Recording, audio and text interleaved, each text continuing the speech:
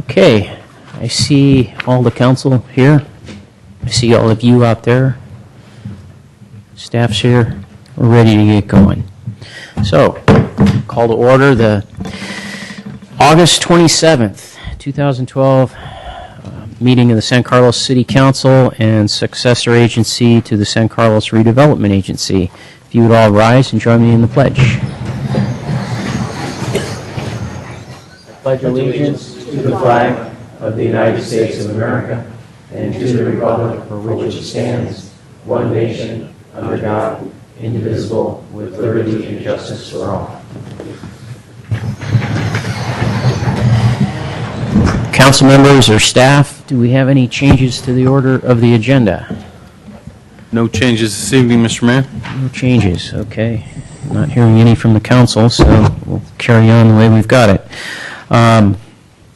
Item 3 is reports from closed session, and we usually do that through the city attorney if there's anything to report. Mr. Mayor, there's no reportable actions from the special meeting immediately before this meeting. Thank you.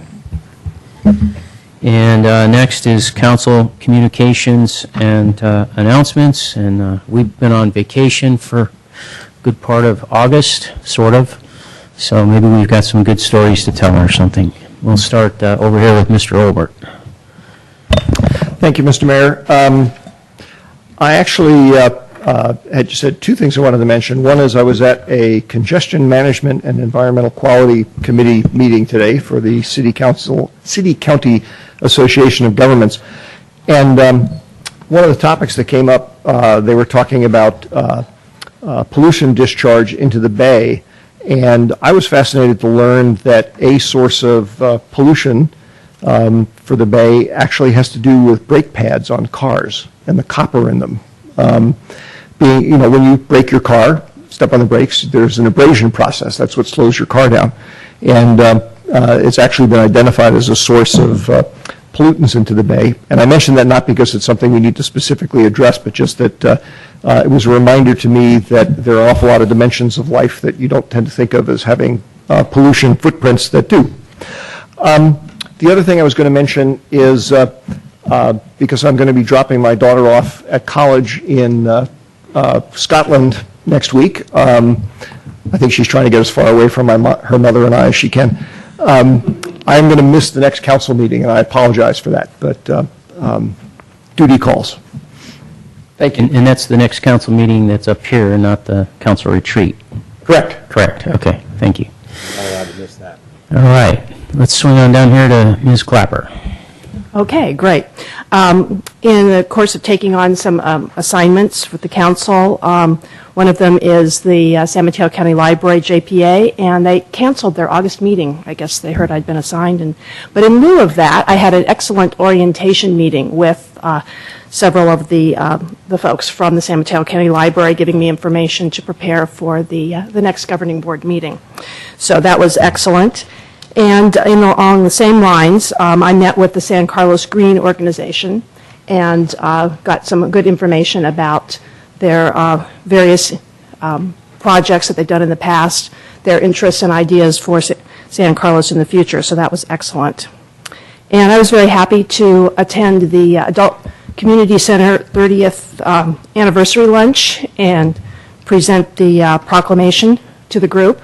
And it was that was a fun event to get to attend.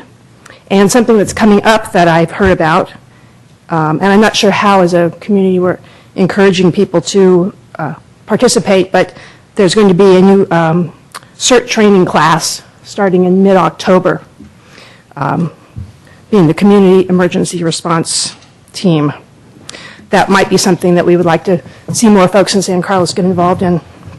So those are some of the things that I've been doing in the last month. Okay, thank you. Mr. Collins. Just a few, along with Councilmember Clapper, I also attended the Adult Community Center Luncheon, which was a very enjoyable event. And also the Symphony at Sunset, which I really come to enjoy. That's just a splendid event that the city puts on every year, and it was kind of nice to ask to say a few words, which I did. I wasn't the host or the MC, which is fine with me. but it was a very good event. And the last thing, attended the 2+2 committee along with Councilmember Clapper last week, and there are some nice bits of synergy that are coming out of that in terms of providing some services, much needed services for the schools that the city's going to provide. So I think that's a great committee, and it's a nice agreement that we have with the school district that comes up with a lot of great ideas. That's it. Okay, Vice Mayor Grisilli. Although we were off for about 6 weeks, as the other council members mentioned, we're on other committees and other boards. We had a sewer board meeting in the interim, and a tour, and the new building is the new plant is coming along. It's it has a long life. It'll be going on, I think, till 2017 before it's finally finished. But it is proceeding on time, and so far I think we're on budget too, which is most important. The other item is City and County Association of Governments, of which I'm the representative, and we had a meeting, and our executive director will be retiring in October, so we will have to replace that individual. The City and County Association of Governments is a monthly meeting of all 20 cities and in the county of San Mateo, which is a terrific regional group which works with, as Councilmember Obert said, congestion management as well as transportation money, and a lot of things that have gotten done in this county is because the county leaders, by almost force being come to this meeting, get together and hash out the problems and work it out. And the other counties in this area, 9 Bay Area counties, look at us with great envy, how we can get things done. So basically that's all I have, Mr. Mayor. Okay, thank you. I have a number of items here I wanted to share. First is to thank Mr. Collins and Ms. Clapper for going to the ACC. I was supposed to go also and read the proclamation, and I said yes to the event, and then realized when I was on my vacation that I had done so, and I wasn't there. So I apologize to the folks at the ACC. Oh, and Mark was there too. So we were well represented. I just wasn't there. And You could say better represented, maybe. Mr. Mayor, we took the privilege of eating your dessert for you. Oh, thank you. Okay, good. Very good. The other thing I wanted to mention is kind of on the lighter side is we used to have 6 people up here, and it's not that we lost a council member or anything like that, but Ms. Boland, our city clerk, is now down over here and not up here because we need the room. We got so much stuff that we need the room up here. So Ms. Boland, our city clerk, you'll find her over there. So just wanted to point that out. I wanted to announce that we had a special meeting before this one. Most of it was closed session, but we also interviewed for the Arts and Culture Commission. And after some deliberation and talking amongst the council after our interview, we've appointed Stephen Kane to be the next member of the Arts and Culture Commission. Also wanted to mention that I went to an oversight board meeting. This is the meeting that is taking care of things because of the breakup of the RDA and the state law taking away the RDAs, redevelopment agencies. Sorry, we use a lot of, what are those acronyms? Acronyms up here. Shouldn't always do that.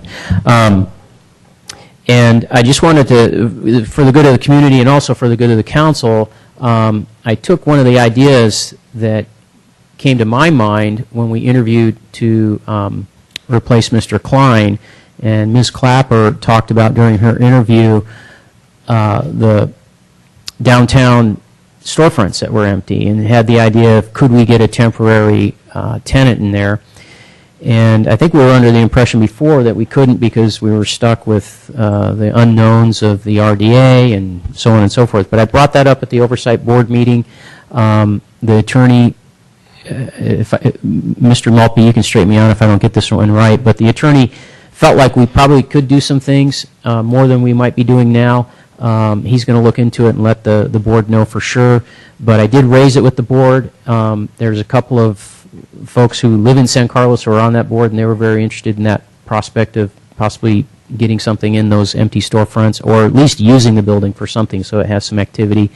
So I wanted to let the council know that that came up, because I know we also talked about it at the council retreat. Again, I want to give Karen credit for bringing up that idea initially. The last thing I wanted to report on is I did serve as chair of the Bicycle Pedestrian Advisory Committee, which is a subcommittee actually of what Bob is on, which is CCAG, the City-County Associations of Governments. And I have to report to everybody that we did not have the happiest meeting at our last meeting. What we were looking at is the funding and where the money's coming from and how it must be spent. And not to go into a big, long story about this, if council members are interested or if the public is interested in knowing more about this, I can tell you more about it. But the long and short of it is that with what's called the One Bay Area Plan and the OBAG, what's called OBAG funding, this funding is being tied, I'm going to be blunt here from my opinion, is being tied, its hands are being tied. 70% of it is going to have to be used on PDAs, which are priority development areas. And I can just tell you the BPAC was not very happy about it. There are a lot of council members. With BPAC, there's both council members who are appointed to that, and then there are members of the community countywide who are sort of at-large appointees. And there were many of us who were not happy with this money being tied up 70% for PDAs. And we don't like what we see MTC doing and ABAG doing. It's taking away a lot of local control. And there was a lot of discussion about that at that meeting. So if you want to know more about that, I can tell you more about it. And I think I covered everything. So that's it for item 4. That brings us to item 5, which is council appointments and presentations. And tonight we have consideration of appointing recommended Youth Advisory Council voting members for the 2012 to 2014 term and recognition of retiring Youth Advisory Council voting members. And I think Mike Becker is going to take this one. Hope you guys enjoyed your vacation there. Good evening, Honorable Mayor and members of the City Council. My name is Mike Becker. I'm the Youth Development Coordinator and the advisor to the Youth Advisory Council. It is my honor and privilege to speak on the behalf of the Youth Advisory Council tonight. This group is some of the best San Carlos has to offer and is filled with our future leaders. This past year, the YAC volunteered countless hours in our community, donated thousands of dollars to good causes, and hosted numerous youth events. I'm sure some of your neighbors, your children, attended Battle of the Bands, Youth Center dances, some of our youth conferences. Lastly, and most importantly, they provide a youth voice to our councils and commissions. We are extremely proud of their work. We are sad to see some of our members move on, but we wish them luck in all their future endeavors. We are also very excited to see the new members come on board and see all that they can accomplish. Thank you. Can I bring would you like to start with the new ones or the retiring? This is the retiring. Retiring. Let's do retiring. You want to do retiring? Yeah, Okay. that's good. There's 3 people that are retiring, 3 council members that are retiring. 2 have already headed off to college, but we have Kevin Harris here today. Kevin's heading to Northwestern, and it starts a little bit later. Kevin was, come on up, Kev, come on up. He attended Sacred Heart Prep, was, Menlo, sorry. That's offensive, I'm sorry. He served 2-year terms, served as the chair and the vice chair. And I have a word about Kevin, just a short story. When council was going through its debate, if you will, about how to replace Mayor Klein when he stepped down, Kevin chimed in, had some good things to say, some good food for thought on that, and it just goes to show, as Mr. Becker was saying, these students that get involved in this program, they truly are thinkers and want to be leaders, and with what Kevin did, he was already, showing some of that in his participation with what we were debating as a council. And I thank you for that. You had some very good input there. So we have a certificate for you right there. It's one on top. and thank you for your service. The other two won't make it, but I can ensure I can send them. The other two couldn't make it tonight. Katie Booth, she served as a secretary and served two-year terms as well.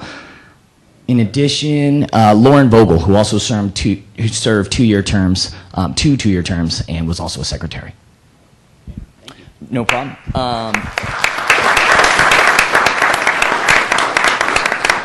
Lastly, I'm going to call up the new Youth Advisory Council members and have them sworn in, as well as an alternate here, okay? So can I have Kyler Blair Jerome come up from Central Middle School, 6th grader? Come on up. Can I have Matt Baratua? He's a junior at Junipero Serra High School. He's a senior. Jake Kumamoto, Carlmont High School freshman. Alex Kumamoto, he attends Carlmont High School as well, and he's a sophomore. And Claire Porter, who also attends Carlmont High School, and she's a junior. And I'd also like Joseph Gottlieb to come up. He is a Carlmont sophomore. Oh, I'm sorry, 7th grader at Central Middle School, and 8th grader. And Jack Carlson is a sophomore at Carlmont High School as well. Come on up.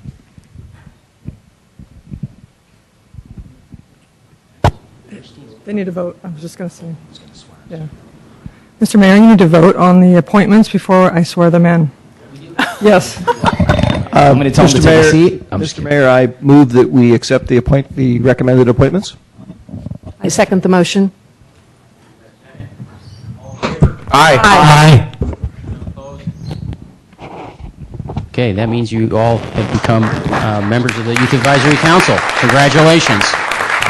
And Christine's going to have you sworn in here, our city clerk. Thanks very much. I'm going to administer the oath of office for California for you. It's the oath that all of the officials in the state of California take. So if you can raise your right hand, please. And the answer after we're done is yes, hopefully. Do you solemnly swear that you will bear true faith and allegiance to the Constitution of the United States and the Constitution of the State of California, that you take this obligation freely, without any mental reservation or purpose of evasion, and that you will well and faithfully discharge the duties upon which you're about to enter? Yes. Yes, sir, I do. Okay, and then all of you need to sign this over at the table. Thank you. Okay, thank you very much.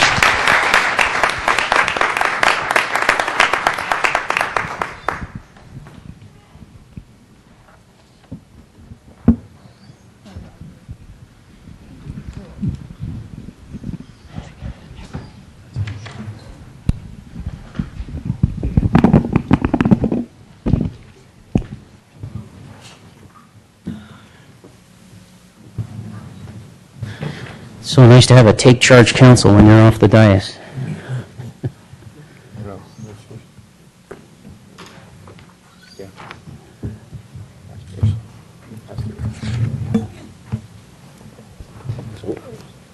Yeah, 6A. Okay. All right, our next item, while they're putting their signatures down and so forth, is public comment. I do not have any speaker cards, but this is an opportunity for members of the public to address the council on items that aren't on our agenda. Is there anybody that came to speak to the council on an item not on the agenda? Excuse me? Oh, Andre. Yeah, he's filling out a card now. Andre Carpio?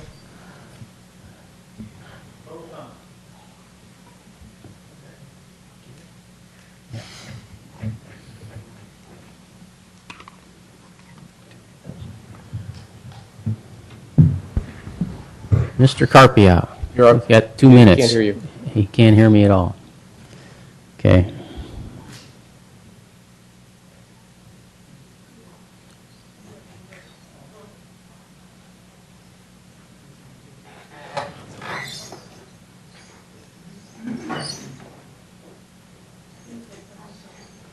Can you hear us? Yeah, okay. If you'd like to come to the podium and speak, you got 2 minutes. Good evening, ladies and gentlemen. My name is André Carpio. I come to play my grief about the theft of my solar car, Carp. That has been stolen in 93, and when I tried to recover it in 1994, the police just gave it away to the thief. and the car has disappeared ever since. So you are responsible. And I'm sure you have received the letter I sent there. I have advised my government, the Belgian government, to take sanction because my solar car involved patent, European patent. And these are proprietary rights of not only mine, but the Belgian patent, the European patent. So you better think about what you are going to do next, because the Belgian government assured me that they are going to make sanction, and they may cancel the sale of a Boeing in return for my solar car. So take your responsibility. Thank you. Thank you. All right. And I do not have any other speaker cards, so that'll take us to item 7, which is approval of the consent calendar. I do have some items I would like to pull, but council members, any items here that you have a concern about? I have no items. No items? Okay. Yes, Mr. Mayor, I'd like to request that we pull off item 7H. H. Okay. And the items that I had some questions on and so forth are K, L, and O.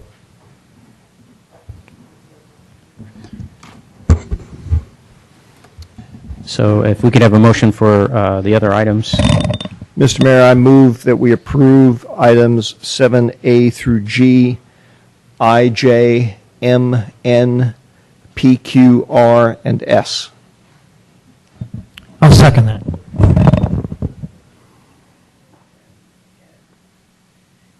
P, Q through S. Okay. So we have a motion and we have a second. Madam Clerk, I guess we need a roll Councilmember call. Clapper? Yes? Councilmember Collins? Yes. Councilmember Grisilli? Yes. Councilmember Olbert? Yes. Mayor Grocott? Yes.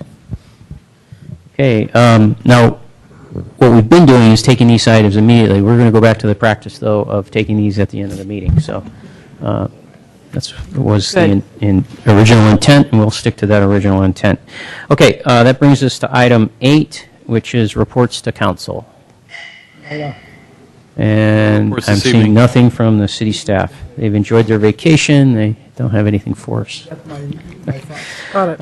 Item 9 is a public hearing, and it's to consider adoption of a resolution certifying the initial study and negative declaration for the Burton Park tree removal and replacement in accordance with the California Environmental Quality Act. And I see Doug Long is going to give us a staff report on this presentation.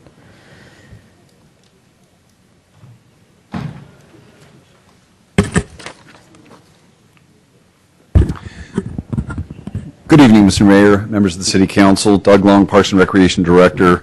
You may recall this item has been brought to the Council previously and was acted upon to approve replacing 23 trees at Burton Park.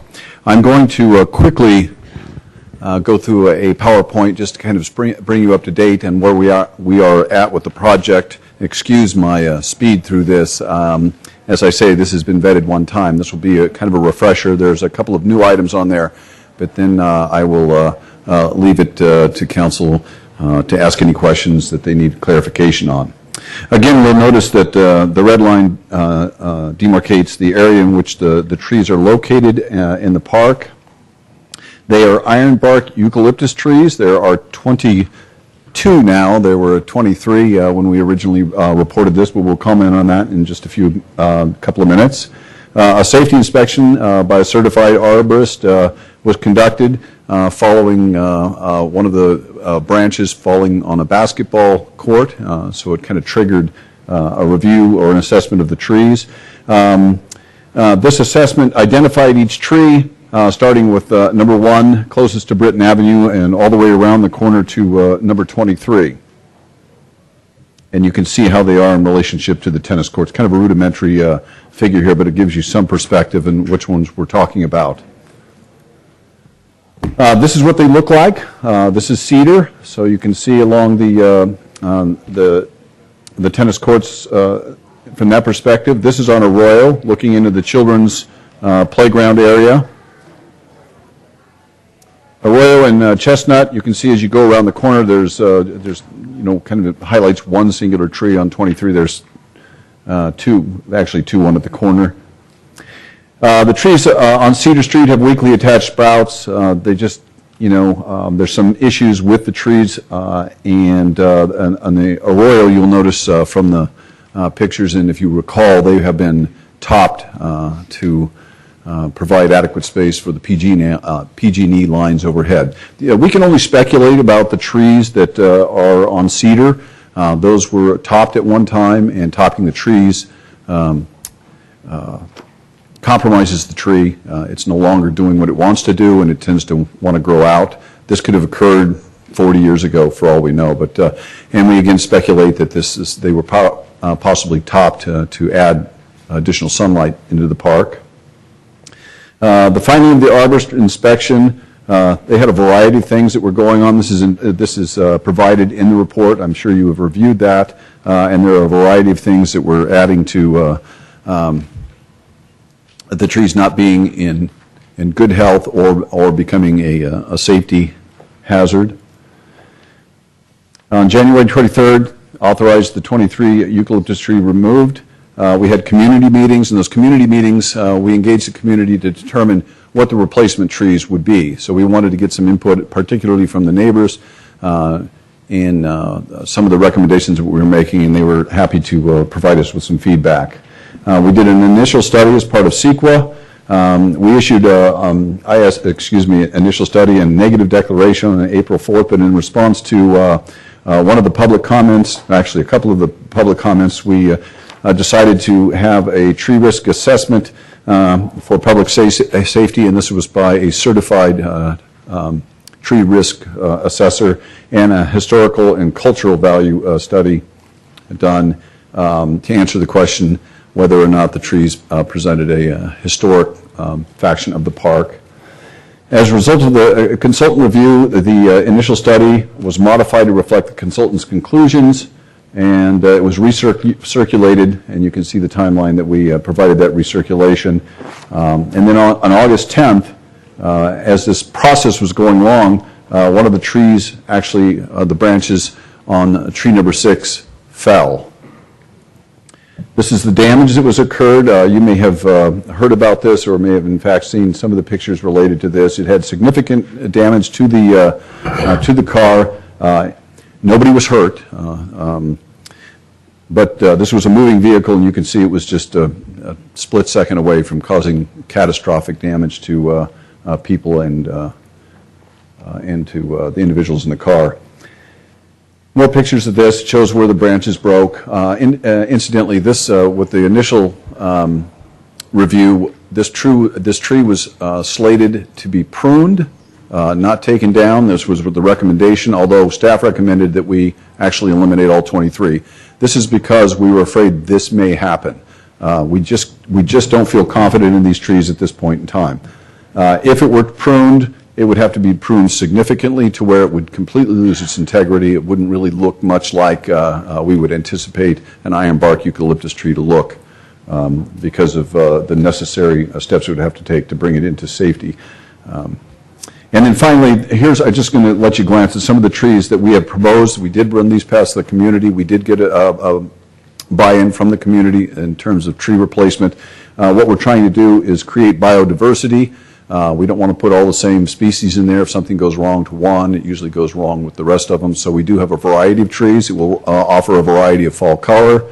These are deciduous trees. The purpose of deciduous trees is to provide sunlight during the colder months. It should be something that the park users would appreciate. But again, just to take you through what they would look like, you can see there is a variety of color, a variety of canopy, and a variety of sizes.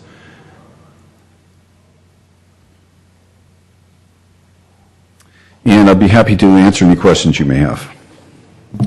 Okay, thank you, Mr. Long. Questions from council? Okay, I see one here, Mr. Olbert. And Mr. Marcelo. Thank you, Mr. Mayor. Thank you, Mr. Long. If we were to go ahead and approve the removal of the trees, some or all of them, whatever, how much of a lag, if any, would there be between the removal of the trees and the planting of the replacement trees? I will defer to our park superintendent, Guy Wallace. If you would join me up here, there's some of the questions will be pertinent to him. It'll be a very short time that we're considering this. Anticipate a week or two. We will be putting in an irrigation system, which will take some time, so that they will survive, obviously. Okay, thank you. Mr. Priscilla. I just had a quick question. The pictures that you showed, Mr. Long, of those trees, obviously they're full grown.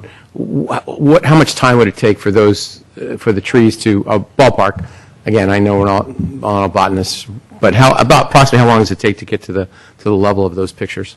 20 years. The trees we're planting aren't fast growing, but those trees are. No, I understand. I just want to make sure everybody understands that that tree isn't going in tomorrow. So, yeah. How many gallons is the tree that we're putting into it now? 24-inch box. 24, and that's a 24 across. 24-inch across. They're about 15, 16 feet tall. Tall. Okay, so just again, give people an idea of what it's going to be if we decide to do this. Thank you. Any other questions? No. No? I just had a few. The two questions I have. One, I went out there and took another look at the area, the scope of work area, and I took note that there are other trees that are there that are not eucalyptus trees. Those will stay? Yes, they will. Okay, very good. Most of those are along cedar, I think, is what I'm thinking of. And then the species that you showed, I just, might sound like a quirky question, but because I live right downtown and I walk in front of the Samtrans building all the time, they have a real issue there with the trees they've chosen years ago, I guess, because it has a sticky sap that comes off the leaves, and then the leaves drop on the ground. They're a little bit like Post-it notes all over the place, and they get on your dog and so forth. I hope the trees we're choosing, none of those issues. Tulip trees. There's no tulip so usually trees. those trees are susceptible to aphids is usually what That's- drops oh, and okay. stuff like All that. right. We Very pick good. these particularly for the reason that it won't create that problem. Okay. So those are the only two questions I had. All right. Thank you very much. I do have a question. Stay there. The additional tree that was identified in the most recent arborist report, the untagged tree, I guess it was a red gum. What are the plans for that tree? Well, I don't. The risk assessor recommended removing that tree. He says it wasn't part of his original task, but it's on its way out. It's sick. It's as much danger as any of the other trees. so that would be done in addition to the other 23 We trees? should do them all at one Okay. time and have them growing at the same time. Okay, thank you. Okay. Very good. Thanks.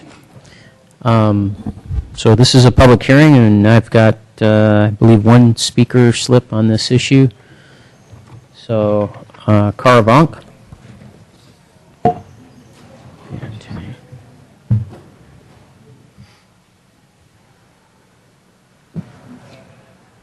Thank you. Good evening, Mr. Mayor, members of the City Council. The reason we're back again this evening is because the city did not follow proper procedures for the removal of the historic heritage trees. And I am sorry that people were put at risk on August 10, but the city's tree professionals have noted in their reports that the ironbark trees are in their current poor state because they have not been properly maintained. The city's tree risk assessment consultant in his report, which is attached to the negative declaration, has indicated that 6 of the 14 trees on Cedar Street can be pruned to acceptable levels and are not recommended for removal. These are trees number 1, 2, 3, 9, 12, and 13. In addition, there's also tree number 23 on Chestnut Street. Our own certified tree risk assessor, Mr. Cox, who met with members of staff, has indicated to us that when properly pruned, these trees could last another 20-plus years. I therefore request that these 7 trees be retained. And I ask that the initial study be amended to reflect that these trees are heritage trees under the city's ordinance. The city's architectural historian conducted no independent research into Burton Park's historic and cultural landscape. We, that is Ms. Minton and myself, conducted that research and attached 1947 aerial photos obtained from the San Carlos Museum to our written comments, and hopefully you had a chance to look at those. It's apparent from the size of the trees that they were likely planted around 1939 at the time of the physical development of the park, which was a WPA, or Works Progress Administration project. The park was dedicated in 1940. There is still a strong WPA link as demonstrated in the existing Adobe Fieldhouse, which did contain restrooms, but also housed sports equipment, which is why it's called a field house. We have oral histories from folks who helped clear the baseball fields that generated the adobe for making the bricks. I object, therefore, to the consultant's statement that there is no longer a WPA link. The entire park's original physical development was part of a WPA project. I request that the report be amended to eliminate that comment. Apparently, the city is taking more procedural shortcuts because it would cost the city several $1,000s to prepare a proper cultural landscape report instead of the $500 that was paid. A proper cultural landscape report could recommend appropriate replacement trees and other mitigation measures. A negative declaration could be issued if the project met the Secretary of the Interior standards for the treatment of historic resources. The staff report on page 3 notes that, according to Dr. Jones, the consultant, this project does not meet the Secretary of Interior standards. Okay, I'm not aware of the other standard that was cited. Appropriate replacement trees would have a height and species that would convey a similar majestic parkway effect that was popular during the City Beautiful movement of this time.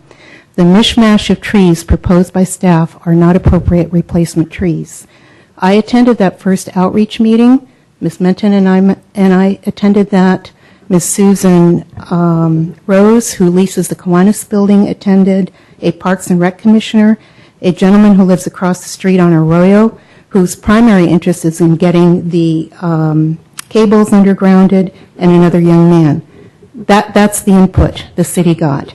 Apparently, 2 others attended the second meeting. Okay, let me just wrap up. You're at 3 minutes, so. Okay, I request, as a mitigation measure, that appropriate replacement trees be recommended by a qualified cultural landscape architect to maintain the historical and cultural context of the original trees. I request as an additional mitigation measure that the trees be documented, photographed according to certain standards called Habs hair, as we did for the adobes that were demolished, and those are then filed with the National Archives and accessible online. It just seems unthinkable that the city can wipe this historic city resource off the face of the map without implementing any of these mitigation measures. Thank you for allowing me to comment. Okay, that was a little long, but thank you. Ms. Minton.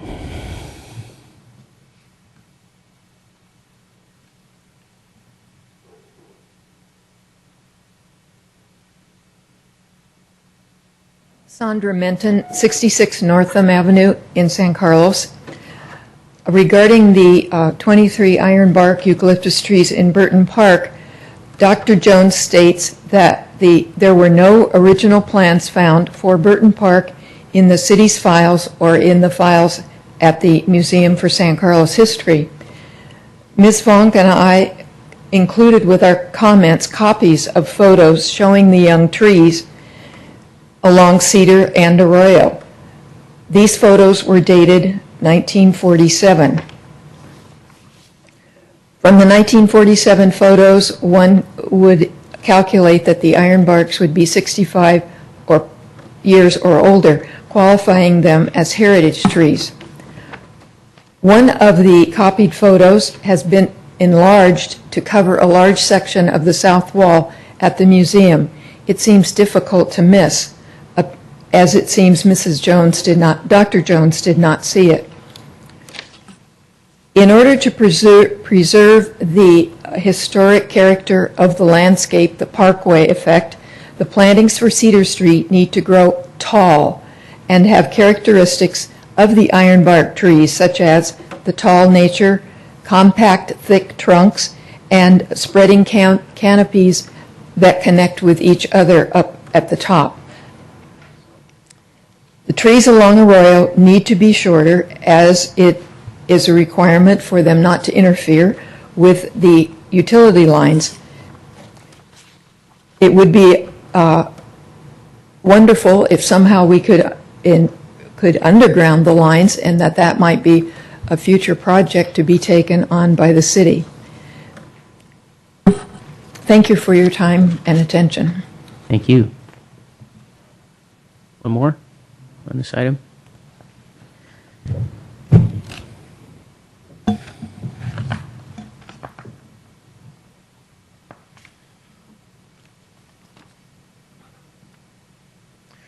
Brian Reynolds, San Carlos. How extraordinary the tree should choose this time to come down. I don't talk to trees myself, but I'll have to think about it twice in future. I'd like to thank Councilwoman Clapper for the sympathy she showed to Pat Bell at the retreat several weeks ago. Thank you. Okay, thank you. So there's a public comment, or excuse me, a public hearing. Do we have any other speakers? Seeing none. Mr. Mayor, I'll make a motion to close the public hearing. Second. All in favor? Aye. Okay, discussion?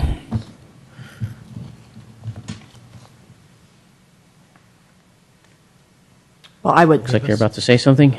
yes, I was going to make a motion. Well, before you make a motion, Yeah. I just got a couple of comments. I'm kind of in shock.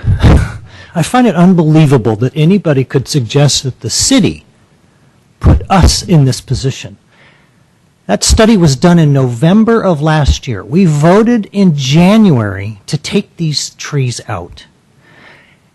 And 5 people almost lost their lives, what's today? 21 days ago. Unbelievable. How much more time do we have to take? I'm in total shock. These trees should have come out a long time ago. We can find other trees to plant. We can argue all day about what trees to plant. Those trees need to come out now. All 22 of them. I just have one question before we move forward, and that is regarding what was said about a proper cultural landscape report. And rather than go into the details of that, my question is simply, has it been, it looked like what Mr. Long presented to us is that the trees have been chosen. Is that a final decision, or are we still in process on that, or what's the status of the project in that regard on selecting trees and so forth? This is a recommendation that we have made. We made that to the community, and as was alluded to, there were members of the community that made comments on that. This has been recommended by our park superintendent and has been vetted enough to where we think that we're very comfortable with the trees that have been recommended at this time. We can make changes to that if the council desires for further discussion. That certainly isn't cemented and final, but it is our recommendation to go with what has been presented to you this evening. Okay. And just one other question I wanted to address or issue, and that it was brought up about making sure that we have proper documentation and so forth of what was there. And have we given any thought to that? I know you've showed us pictures of different things, but I'm thinking of it in the historical manner. I can ask the planning department if there's anything that we're required to do along that lines at this point.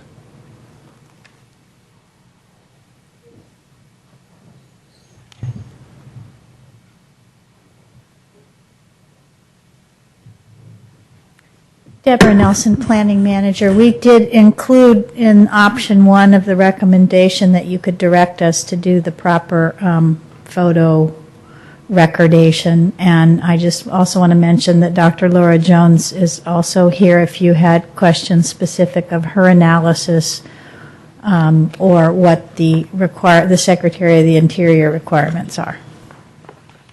Okay. Thank you. Mr. Mayor? Yes. I just had a few questions, too.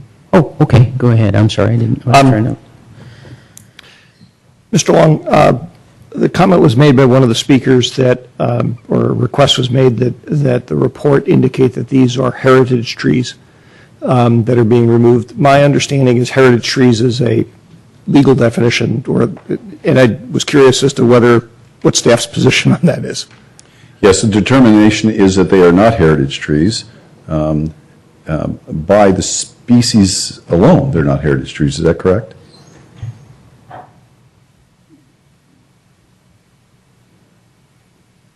Deborah Nelson, Planning Manager. When you amended the zoning ordinance last year, you also did amendments to the municipal code. And in both the zoning ordinance and the municipal code, our tree ordinance was altered to have more protections for trees that are more heritage in nature, and their girth could be smaller. So they're typically trees that are native to the area. What got changed was a definition of the size of trees, which are we call them now significant, and heritage trees really have to do with indigenous trees or trees. These would be similar to trees planted by founders, and we define founders as trees planted before incorporation of the city. Since these were probably planted in the 30s, they do not also qualify for a founder's tree. Thank you. You may wish to stay up there because my next question may involve you also, Ms. Nelson. Mm-hmm. There was also a comment made by one of the speakers in the written material that I think the same speaker had supplied to us ahead of time, that basically was saying that a cultural landscape report should have been done rather than the approach that was taken. I'd just like to understand, I'm not criticizing our choice, I just want to understand the basis of our choice. Is this an area where we have discretion as to how we go about evaluating whether we need a cultural landscape report or not? Yes, to make your determination for CEQA, and if Dr. Jones would like to correct me, I'll invite her up. But if there were federal funding involved and this was a National Environmental Policy Act test, then perhaps we would require this report. But the CEQA analysis is whether or not taking out the trees keeps the park from some future designation as a federal designated landmark. And the conclusion of the study was that it, just by its association with Mr. Burton, is still eligible.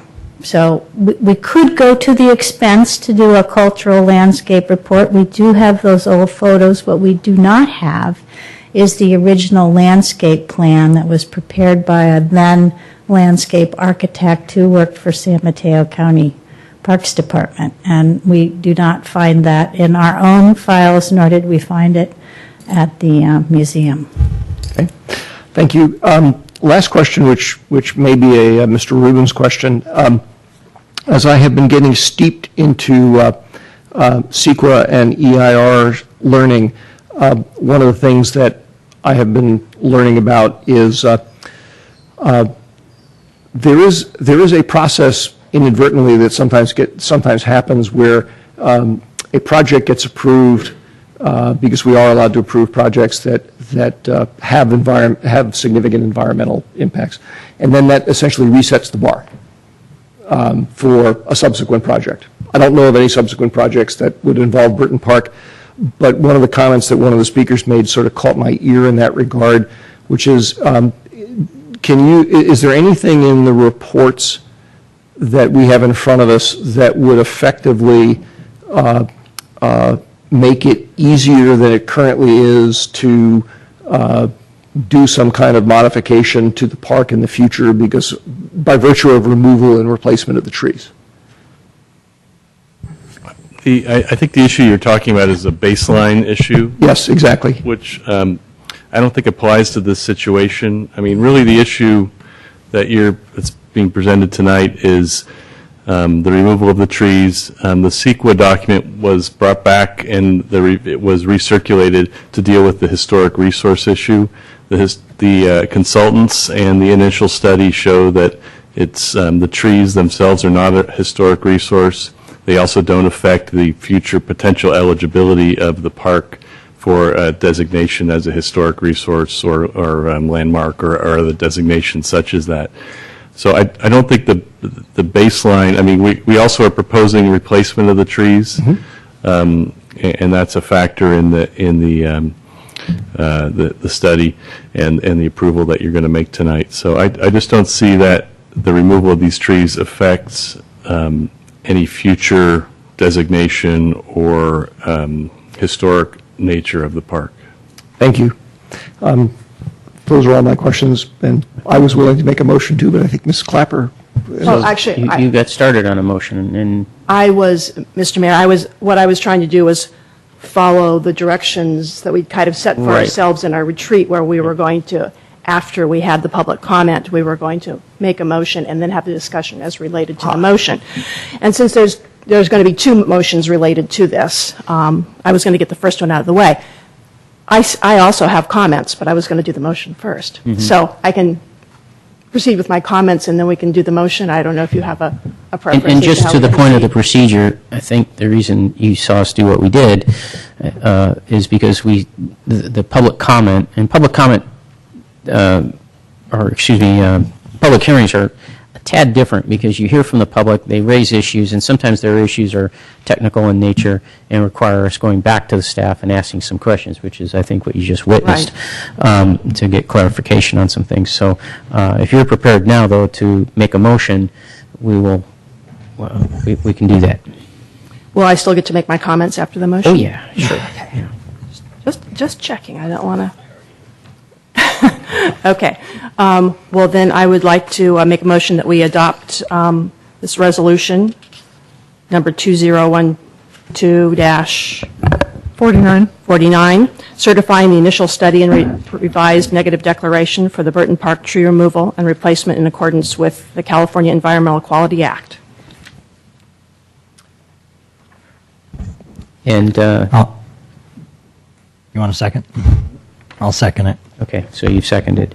Mr. Mayor, may I Yes. offer a Okay, friendly amendment? We have, well, let's have a little discussion on it, and if you want to put your amendment in the terms of part of the discussion, go ahead. I was just going to ask if my colleagues would be willing to consider amending and to include and direct staff to photographically record the existing trees. So as is in the Item 1. right. recommendations, item 1, right.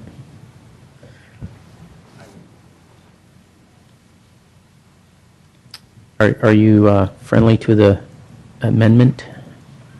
That's fine with me. If it needs to be included in the motion, or it can just be a separate direction to staff as part of the implementation, but whatever the other council members. Well, as the author of the motion, you need to either accept it or reject it, and Mr. Collins is the one who gave the second to it, would have to also second that. Okay, well, I would accept the amendment. I don't think it takes anything away from the initial intent. Mr. Collins? Thank you. I will second it again. Okay. The only other item that I'd like to bring up on this is, and perhaps we can take it up as a second direction, and city attorney can correct me if I'm wrong, but two things I'm mindful of is there is, whether these are technically historical or not, I think it might behoove us to do something with some of the tree material rather than just throw it away. We might save some of it, maybe a cross-section of the trunk or something, and see if the museum would like to keep something like that. I don't know if that's a good idea or a bad idea, but it could be something we could do to have a little reminder around about, if you go over to the museum, there's lots of little neat things that people have saved over the years, which is what makes the museum what it is. So keeping something like that might be interesting. And the other thing that caught my attention was what was said about this parkway effect. And I do believe that was the original intent. Although I will say this, to Ms. Vonk's concerns, and I understand them, and I have a heart for what you're talking about, partly as an designer and someone who works in that field, and I did landscape architecture for a while. And you see the pictures when you go to Filoli, for instance, where they have those paintings, and a lot of those trees that you see in those paintings that are either applied directly to the wall, or sometimes they're very large paintings, that classic California look from that period with the soft sunlight coming through and so forth, those trees that you see in many of those paintings are eucalyptus trees. Poor choice for our area. But you could see at the time in the 30s when they chose them, and they didn't know much about the tree, and they brought it over here from down under, and they planted them, and they grew backwards, and they were problematic trees. They did not come through as those who brought them here thought they would. And all you have to do is go up to Woodside and go to Wonderlick Park and walk through there and see the forest of those trees that are there and how badly they're doing now, and the duff that they litter the forest floor with, and the fire hazard that they are. And you can see how sometimes decisions we make, and we'll make them now at our time period, are not always the best decisions. So yes, you could look at the historical argument, but not everything that was done in the past that is historical was a good decision. So I feel also for Mr. Collins and what he's talking about, people nearly dying. I had a friend a cyclist, who got killed by a eucalyptus tree in Los Altos Hills. He was riding his bike and happened to be in the wrong place at the wrong time. They're dangerous trees. I think the black bark's a little different, but our experience is maybe not. So I'm trying to be sensitive to all that. That's why I'm suggesting maybe, if we were to save a cross-section or something and like Mr. that. Mayor, I think both of your suggestions are good, and I think both of them would be appropriate for our discussion with the second item that is here on this same topic for the actual reauthorization of the replacement. Mhm. And we could give direction to staff You're about right. how that replacement Take is it up done then. at that point in time. Okay. Very good. So we'll take this motion under consideration and then move on to the next part. Yeah. Well, actually, Oh. I would like to make my Oh, I'm sorry. comments. Have to make sure she gets her comments. Yes, I'm sorry. This new routine. Go ahead. Okay. I would like to commend the intent from the members of the public looking at conserving the city's resources. However, I think as being a part of a cultural landscape, when preservation is but one of the four ways for possible treatments of a cultural landscape, and the others being rehabilitation, restoration, and reconstruction. And preservation is actually the most restrictive of the four different ways you can deal with a cultural landscape. And I will add that I have worked with Gamble Garden in Palo Alto for the last 12 years on various committees and boards. And this is an issue that has been wrestled with. They manage a square block of property that is owned by the city of Palo Alto, and the organization manages it on behalf of the city. And it was originally built in 1902. And looking at, do you restore, do you preserve, do you rehabilitate? It's a question that these groups have, with Gamble Garden, have wrestled with in the 25 years that they've been managing the property for the city. And looking at those same conversations, it's very similar to what we're talking about right now.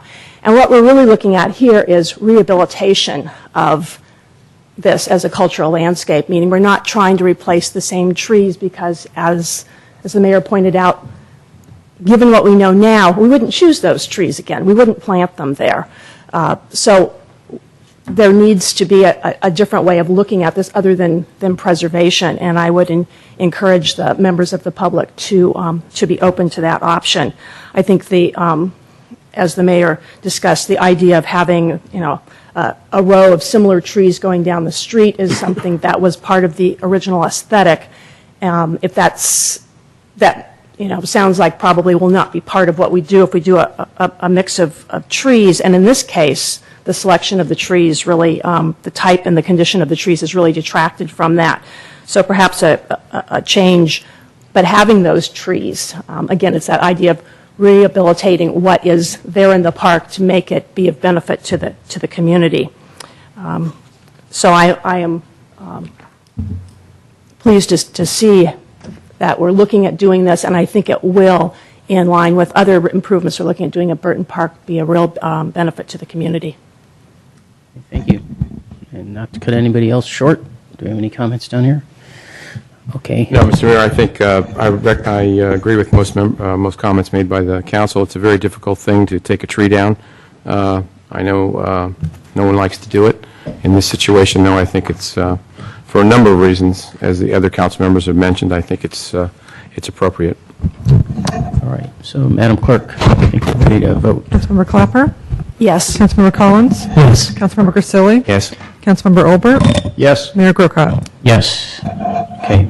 And then we have this other item associated with this. Just so now we have the other item, which is reauthorizing staff to replace the trees. And see if we have any discussion or motions on this one. Let me find my place. Mr. Mayor, I make a motion that we reauthorize staff to replace the eucalyptus trees with trees suitable for that location. Second. Okay, discussion. I'm fine with that, but I would like to have us discuss the ideas that you had suggested, Mr. Mayor, as direction to staff. So the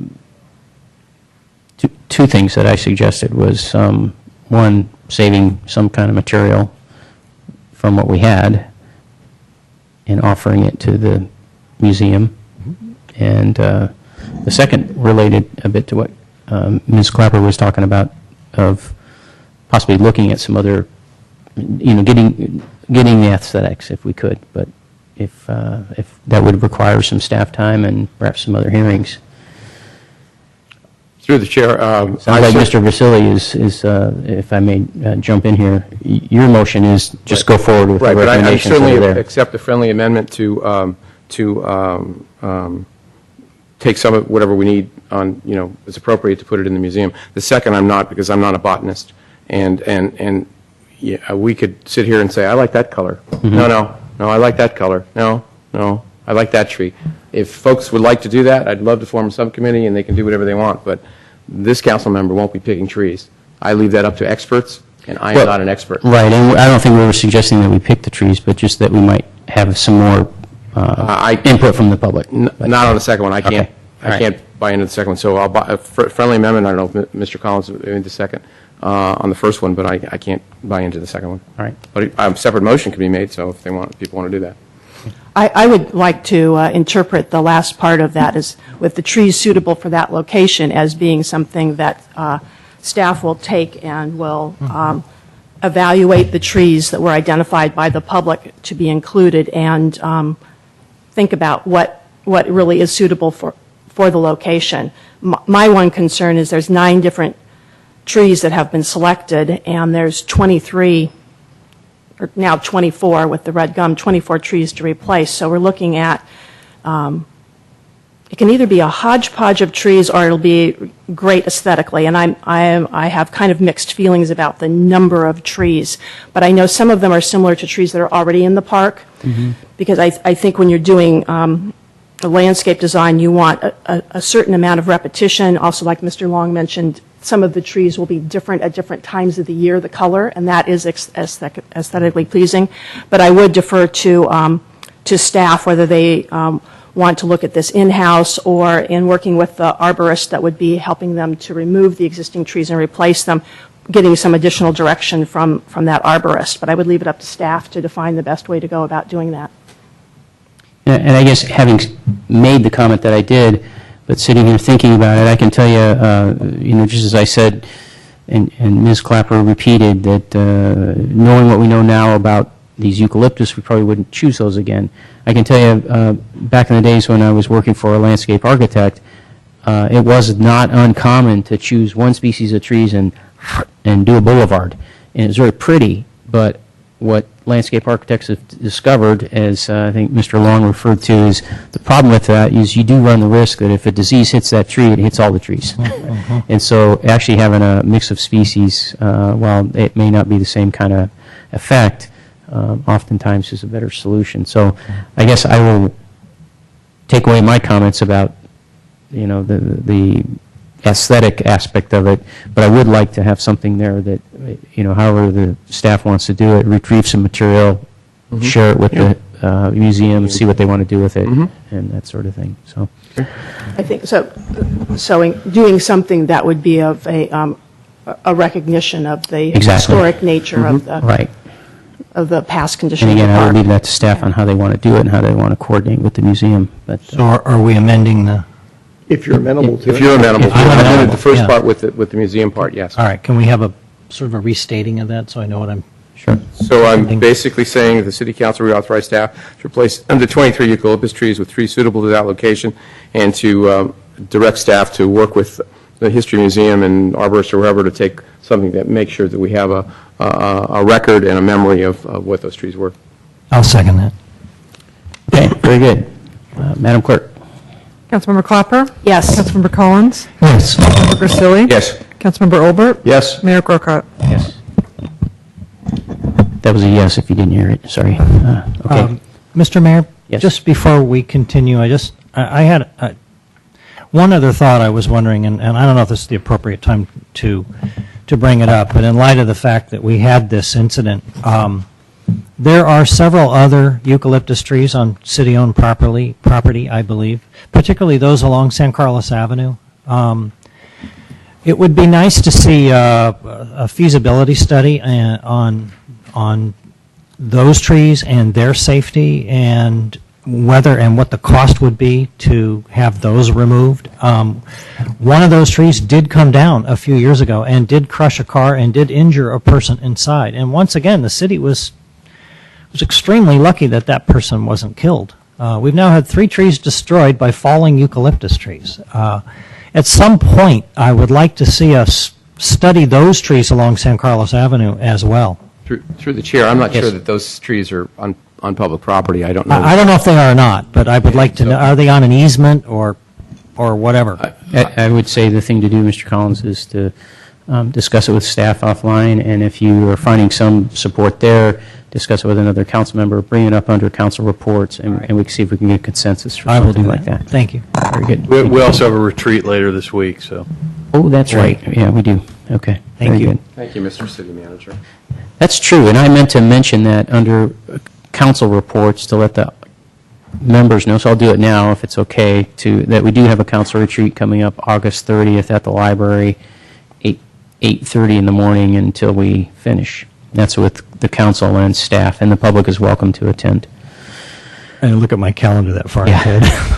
Okay, You'll be there. let's move on to item 10A, which is introduction of an ordinance amending Chapter 15.04, Section 15.04125, San Carlos Green Building Ordinance to include Greenpoint and LEED standards. Mr. Valley. Hello.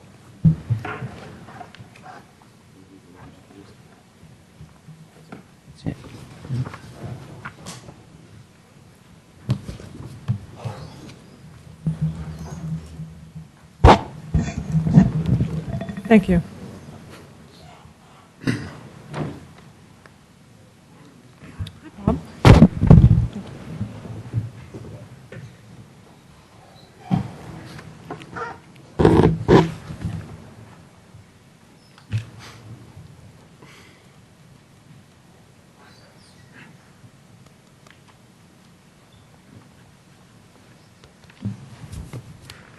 All right. Good evening, Honorable Mayor and members of council. I'm Chris Valley, building official.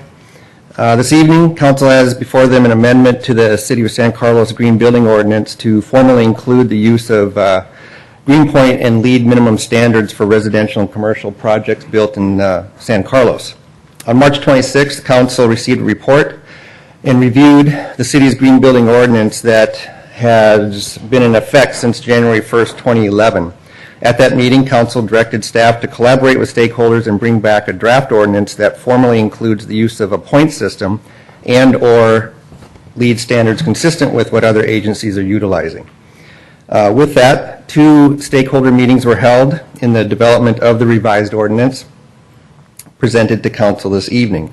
One meeting was with San Carlos Green, and a second stakeholder meeting representing citizens of San Carlos, architects, developers, contractors, commercial real estate, San Carlos Green, again, and Sierra Club was also held. Staff, based upon that input and the perceived input from council, we created this, I should say staff created this compliance matrix, which is also in your, the report, included with my staff report. And it's reflective of what we received at these stakeholder meetings. Some of the key changes with the revised ordinance is, for the most part, the project description stays the same. We've divided commercial up, though, into tenant improvement, $500,000 or greater, which is reflective of CalGreen minimum. Additions, 2,000 square feet or greater, again, reflective of CalGreen minimum. And then added new commercial less than 10,000 as LEED certified and new commercial 10,000 or greater as LEED silver. This is somewhat similar to what other agencies have implemented, which has been a criticism of our original version of the ordinance. Regarding multifamily, the project description is pretty much staying the same. Same with single family and mixed use. Those are all staying the same. Key differences, though, is the required checklist. You'll see Greenpoint up and down that column, as well as LEED, or Greenpoint and LEED for mixed use construction. The minimum standard is reflective of what other agencies have implemented, LEED silver, LEED certified. Where our ordinance somewhat differs from other cities is just the adherence to CalGreen for tenant improvements and alterations, i.e. additions. Residential projects are reflected by 75 points as a minimum standard, and 50 points for simple additions, 500 square feet or greater.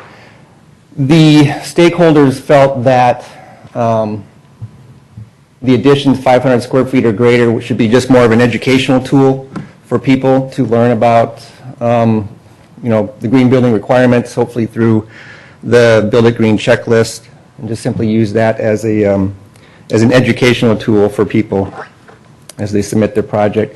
These checklists will also need to be implemented with projects that require planning commission approval, such that the applicant has a heads up. The intent is that the applicant has a heads up as to what the requirements will be. And then an important part of this revised ordinance is the verification column. You'll note that there's yeses all up and down that column, with the exception of a no by the additions of 500 square feet. And what that means, and as is stated in my report, is that's indicative of third-party verification. I believe I made it fairly clear in my report that with the new version of the building division, as I call it, we have reduced staff. We're running streamlined, yet streamlined and efficiently, and so our focus is on state-mandated code and keeping up to date and up to speed with that. So that's the matrix. I kind of went through it very quickly, so I'm sure there'll be some questions about that. But I also want to go to the revised version of the ordinance. Says I've run by the California Energy Commission, And it'll need to be formally submitted to that agency for review, assuming council moves forward with adoption of this revised ordinance. The review time by the commission is in the ballpark of 30 to 60 days. And the one change to the revised ordinance that I provided to you this evening is a slight change in the reference energy efficiency standards in the ordinance is continually references 2008. And it was suggested that we just simply keep it at the most current version of the standards, such that we don't have to keep coming back and updating this ordinance with each new version of the energy code. And also, later next year, when I bring to you the adoption of the 2013 building codes, we'll have to resubmit a cost effectiveness analysis for the green building ordinance as well. That's somewhat of a cookie cutter template that agencies can use to resubmit to the Energy Commission. Last go around, there was a cost effectiveness survey by, I think it was Gable and Associates, that a lot of agencies used, that they submitted to the Energy Commission. And in closing, I'd just like to make it clear that the original version of this ordinance has been viewed by some as leading the charge and others as not enough, or not doing enough. It's always been staff's intent to honor the direction the state has taken in the world of green building, energy conservation, and code development, but to also include more projects than what is required by baseline minimum.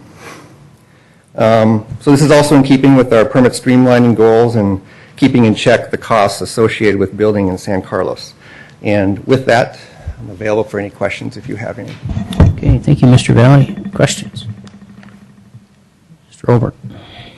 Thank you, Mr. Mayor. Although before I start this, do we, perhaps to adhere to what we talked about earlier, need to have a motion in a second before? Oh, no. We go through the questions. Questions first? Okay. First, yeah. Just a couple of things. First off, to clarify, I want to make sure that I'm reading this correctly, that for commercial additions or 2,000 square feet or greater and tenant improvements of $500,000 or greater in value, where it says Cal Green, it's, in my simple shorthand, it's Cal Green plus 15%. Yes. Okay. Yeah. So it's not just Cal Green. It's Cal Green plus 15, and actually the compliance matrix that I included with my report has that stated. Yeah, I saw that. I just wanted to make sure there wasn't an inconsistency that was confusing me. This particular item actually engendered quite a bit of discussion between myself and Mr. Maltby, because when I read the proposal, I recall saying to Mr. Maltby, gee, this somehow seems different from what I was expecting, and his reply was, I think it's what you specifically asked us for. And so that actually caused me to go back and dig into our video archives to watch the video. Having done that, it seems, I just want to check my understanding here, that my takeaway from our earlier discussion was that ideally we were looking for a point-based system which would have flexibility in it for project sponsors and designers, but not necessarily hitching our wagon to Greenpoint or LEED. And as I understand it, the reason the proposal is structured the way it is because to do that would essentially, to do what I just described, would essentially require us to sort of create our own Greenpoint rating system, which creating it would be expensive, administering it would also be expensive. There'd be a problem with consistency with other agencies as well. And there would be, particularly because other agencies have begun adopting Greenpoint and or LEED. Across the board. So in a sense, part of what this is a compromise between, it retains the notion of flexibility because it's a point-based system, but it uses a third-party definition of what the points are. Greenpoint or LEED. Correct. My only answer to that is it's a region-wide recognized point system that we can. Fair enough. Fair enough. Yeah. But it's not one that's been created by a civic body or a county organization or a statewide organization. No. It's from a third party. Yes. In that sense. What, if we adopt this, what's the change in cost? And you can just, I know it varies depending on the project, but just, walk me through what the change in cost would be for a typical, if there's such a thing, residential modification or project in San Carlos and a typical commercial modification or project from adopting this. Because my sense is, when I was looking at it this way, is currently today there's a fee that somebody pays to the city. Yes. In the future, they will continue to pay that fee because we have to do the plan check and all the other stuff. And on top of that, there will also be a cost associated with getting the Green Point rating or the LEED rating. Yes. Okay. That cost, I believe, on average is approximately $1 per square foot. And I gave an example, actually, of a single-family residence, say 3,500 square foot residence. One could expect to pay in the ballpark of, you can do the math, $3,500. Fair enough. Now, I've done research in that area, and there's no real regulation on what is charged for a Greenpoint rater. It's that can vary. But a safe number to throw out, I believe, is $1 per square foot. If I can tag onto that, then, so you're talking for new construction? I'm talking for projects. I guess, let me, if I may, delve further into that question, because one of the major categories there where you have to get verification and score 75 points is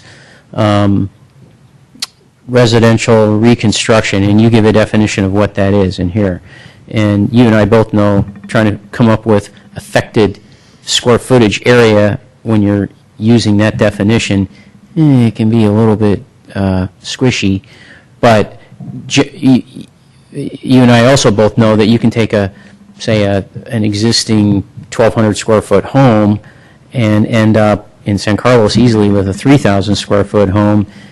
And so you've got 1,800 new square feet, and you probably have about at least 600, if not the total 1,200, affected existing square footage. Yeah, and so are you? I guess then to put the tail on my question there is: are you saying then in that example, let's say you had an 1,800 square foot addition and 600 square feet of affected area, so now you got 2,400 square feet. That's $1 a square foot for that in total. It's a good ballpark assumption. And it should be noted that residential reconstructions are, as you also know, is, we're saving 3 studs and we're calling it a remodel, but it's right. really a new house. Right. For the most part. Okay. When we get to discussion, I have some other things to talk about, but those are my questions. Thank you. Very good. Other questions? I just have one.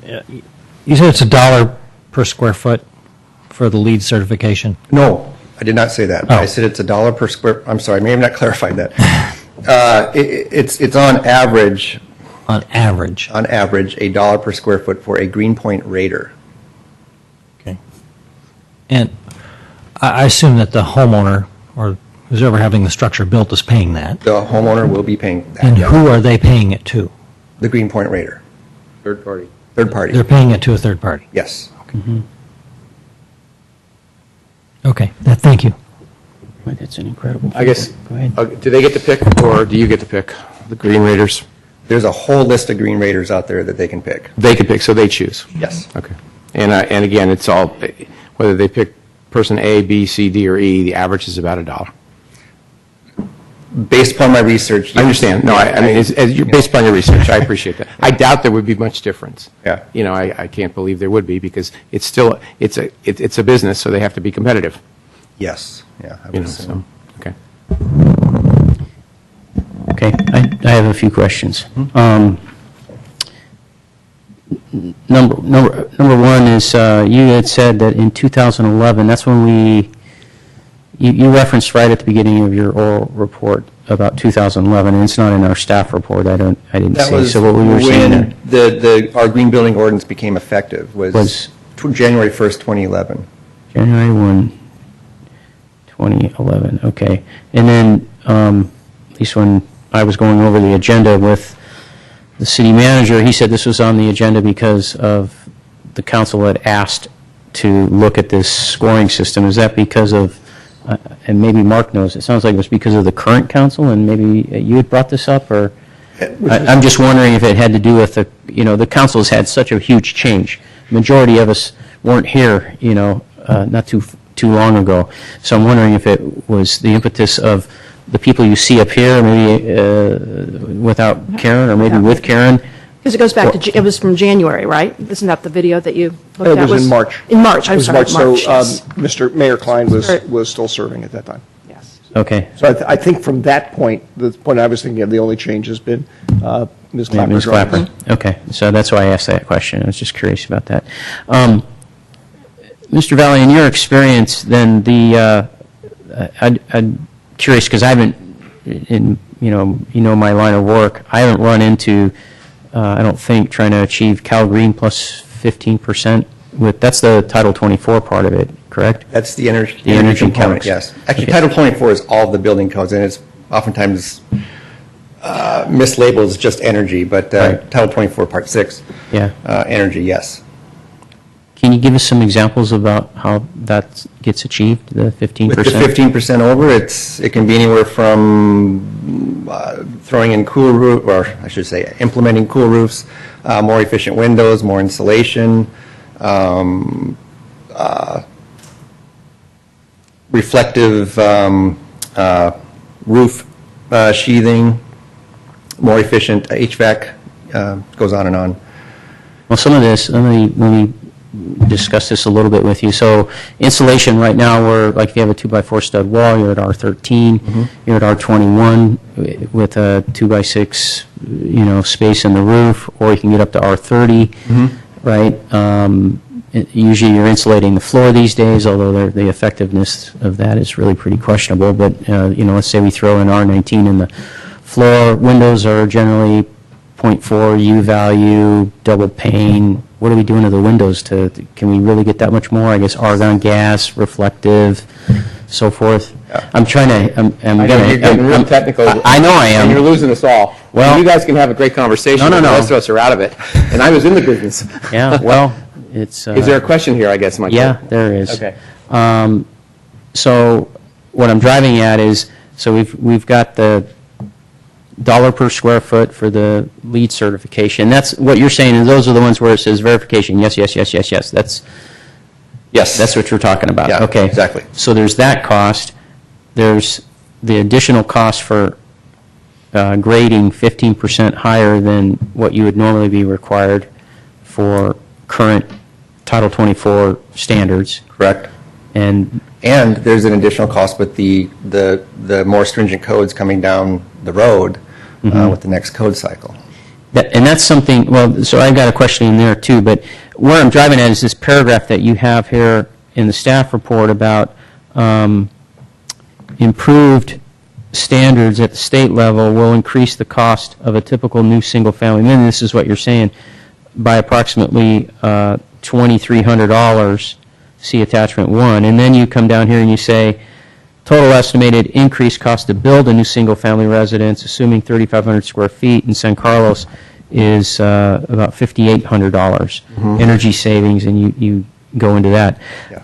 Are we supposed to then add those two together, or what are we supposed to do with those numbers? No, you missed a line there.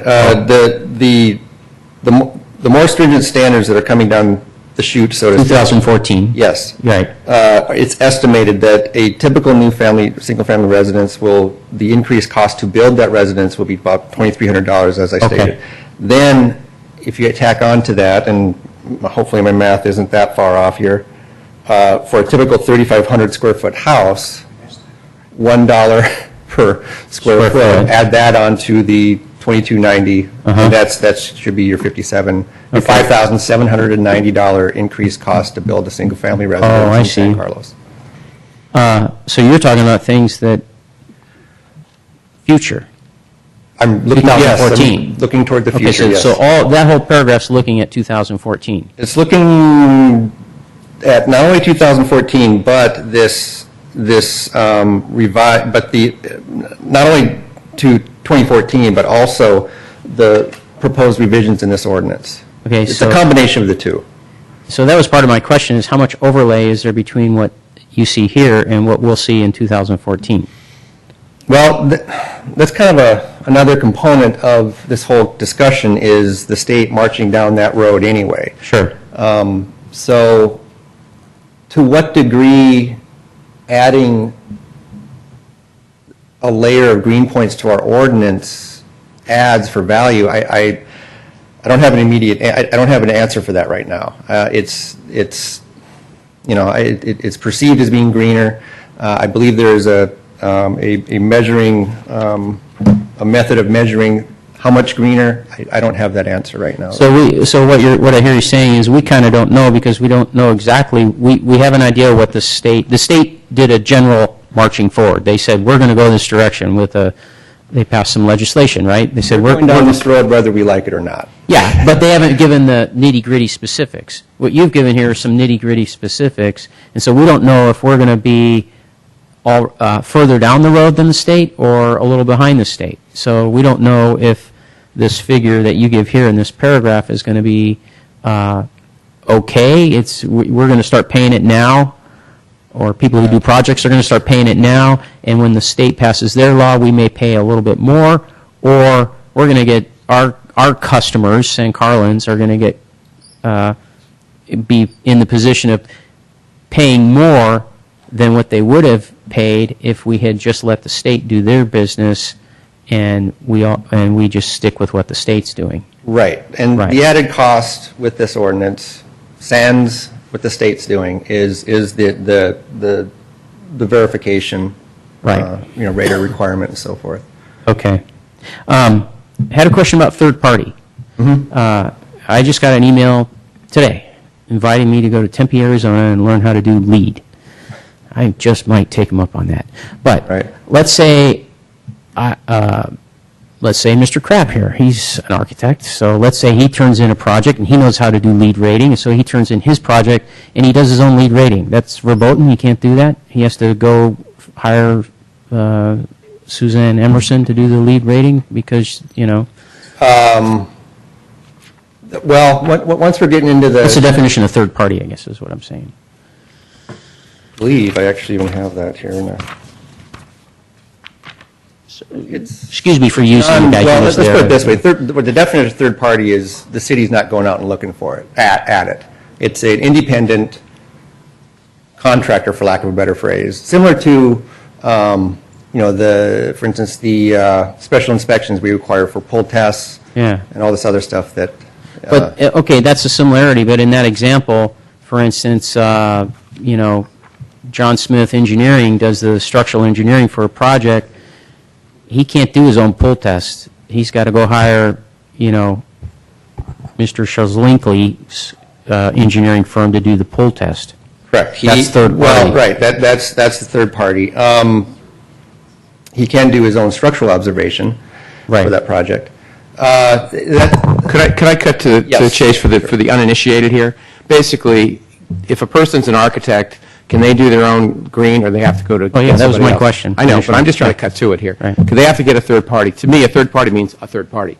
Okay, it would to me be a conflict of interest, and I'm just speaking about It any. would be to me too, Be like but an I'm just accountant or whatever. curious, So right. I can't believe, and if it's not in here, it should be in here, that you can't do your own. The definition says as long as they're certified. Yeah, that's... So you can do your own. As long as they're certified. So we'd probably want to change that. I don't know. Isn't that a... So you charge yourself, or what? You charge the client I don't know. Whatever. Okay. Thank you. All right. And then my last question, and sorry to have so many questions, but earlier you had up there about submitting to the Energy Commission. Yes. Right? Yeah. That's something that we have to do as a city, right? You have to do it as, but... It's already received a pre-review, so to speak. Okay, so is there a cost associated with that? No, there is not. There is not? No, Okay, it's- just the staff time to work on it and so It's the forth? staff time to work on it. But like I said, it's already been given a pre-review. Right, okay. And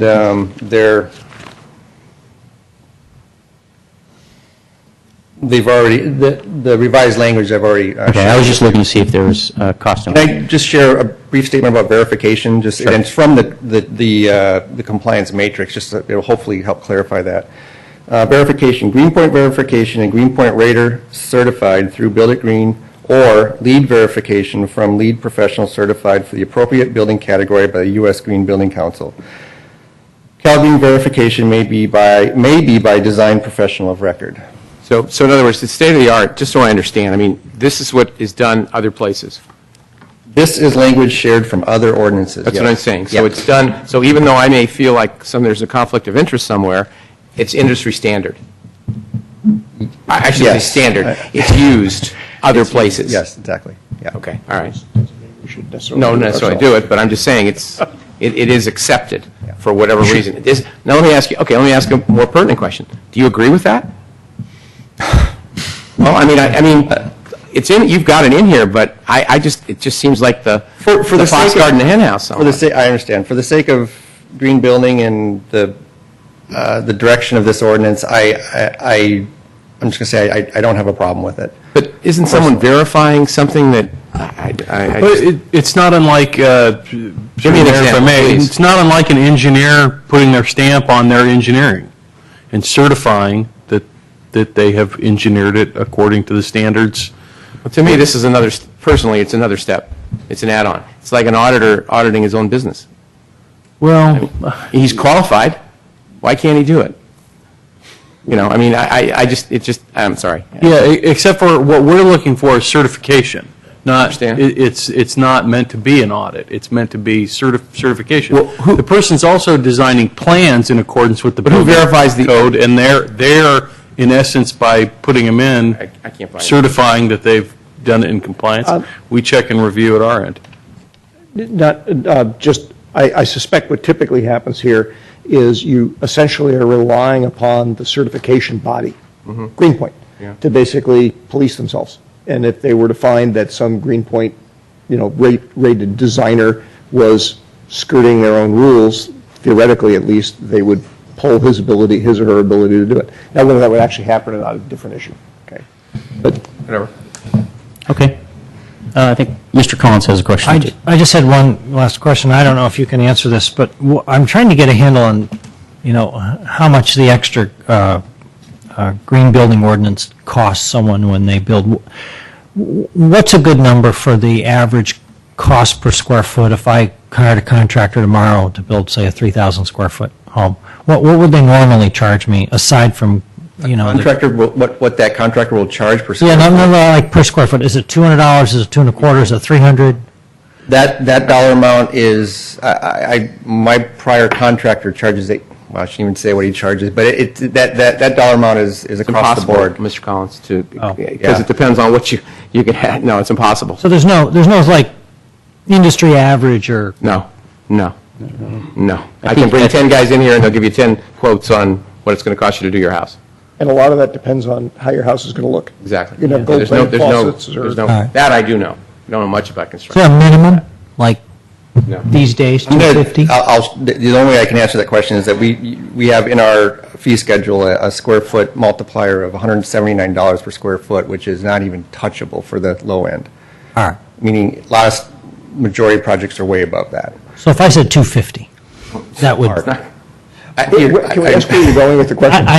I'm just trying to get a sort of a reasonable baseline. I'm just trying to figure You out. might be getting close, let's put it that So way. let's say, I'm just going to use 250. So if I build a 3,000 square foot home, 250 a square foot has cost me $750,000. And if it costs me about another $5,800 in the, in green building ordinance fees. And I'm just trying to figure out what percentage of that total construction cost do the green building fees cost me? And I did the math, and it was like less than 1%. That's all I was going for. Yeah, and I think the second paragraph under fiscal implications somewhat alludes to that in my report. That's really all I wanted to know. I wasn't trying to make a long discussion out of it. May I ask Okay, any other questions? Yes. Questions? Okay, go ahead. Mr. Valley, you made an interesting comment in your discussion with the mayor that I just wanted to follow up on. So if, sorry, I lost my train of thought for a second. If we were to look at a situation where, sorry, let me come back. I have to reconstruct the question I was going to ask. Okay. All right. Thank you, Mr. Valley. No other questions? Well, when he thinks of his, when his Alzheimer's kicks out, don't go far away. Why don't we, Council? We got a number of speaker cards. Let's go ahead and hear from the public. Good. And in the meantime, if you think of your question, you can. Okay. Sort of in the order that these came in, I guess. We've got quite a few of these, so we're really going to keep you to 2 minutes, unlike the speaker on the tree. Walker Kellogg. And let's do a little queuing up here so we can move along. Kathleen Gallagher. Can I begin? Absolutely. Are you Walker Kellogg? I am Walker Kellogg, All right. yes. Yep, go ahead. Nice to meet you guys, friends and neighbors. I'm new to San Carlos as of about 7 months, and I'm really enjoying it. I just wanted to talk a little bit about encouraging you to vote on accepting this. I think that in order for us to have any semblance of being able to look back at what we've done and to evaluate our progress, having a measurement and verification and a system of metrics to look back and say, now, was this a good reason for doing this? What was the cost? How much did it cost up front? How much money are we saving in the long run? By having a system like this, we are giving ourselves the ability to look back and see and to evaluate our choices, similar to what you talked about with choosing eucalyptus trees. Now we know that that's not a good decision in many cases. So some of the reasons why I like you to encourage this kind of metric or rating system, green homes historically have more value, more resale value, which translates to property tax, which we can enjoy in the city. Lower energy bills. If people are spending less money on their energy bills, they're spending more money downtown. Healthier tenants and occupants. Sustainable buildings last longer. Sustainability is not just about green, it's about how much does it cost, how long does it last, how healthy is everybody. Sustainably built homes are quieter, and therefore neighbors are happier. And in closing, I'd like to say that happy, healthy people often eat out more, shop more, participate in civic engagement and other types of events, and that's what I'd like to think about when I think of San Carlos. Thank you. Kathleen Gallagher, followed by Pat Potter. Good evening, Kathleen Gallagher, 1777 Elizabeth, member of San Carlos Green. We talked a lot about tonight about the initial cost. We didn't talk a lot about the return on the investment. So I wanted to just throw out some quick facts that typically green building can be anywhere from 0 to 2% more than non-green. But the life cycle savings is in the neighborhood of 20% of total construction costs, more than 10 times the initial investment. So I really think, Mayor Grocott, as we talk about costs, we need to talk about life cycle costs. This is the same thing about eucalyptus trees. It's taking the long view. The Climate Action Plan for San Carlos, about 40% of our emissions in San Carlos are from energy consumption from residents and businesses. If we continue to build homes that are just standard, that are just code, it's just meeting the minimum. I think Grist Valley did a great job of balancing, not leading the charge and not falling back. This is a balanced approach. It's a vetted and proven Greenpoint rated and LEED are proven programs. One quick benefit for residents for the Greenpoint rated program is you have technical expertise right at the beginning of your project to tell you what are the most cost-effective things you can do to get the green points. So I wanted to talk about the return on the investment, not just the initial cost. I think we're looking at the long view for San Carlos. Thank you. Pat Potter, followed by David Krapp. Good evening. I wanted to point out, I'm with San Carlos Green, and there was a study done last month by two professors. Matthew Kahn is a professor at UCLA Institute of the Environment, the Department of Economics, the Department of Public Policy, excuse me, I'm a little nervous, the UCLA Anderson School of Management, and the UCLA School of Law. Nils Koch is a visiting scholar at the Goldman School of Public Policy at the University of California at Berkeley, and an associate professor in finance and real estate at Maastricht University in the Netherlands. Last month, they did a study called The Value of Green Labels in the California Housing Market. The two major findings that they came up with was that based on the average, I'll start with the first one, even in a tough economy of recent years, a green certification added an average 9% plus or minus 4% value to a single family home.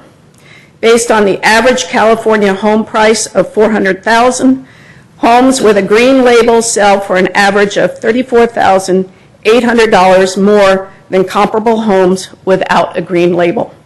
That's $34,800 that we can look in extra property tax and revenue to the city.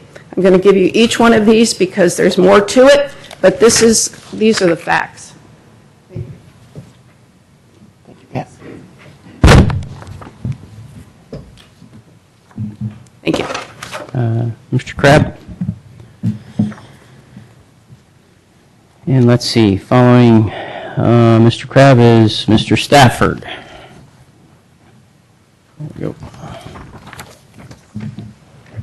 Go ahead. Okay.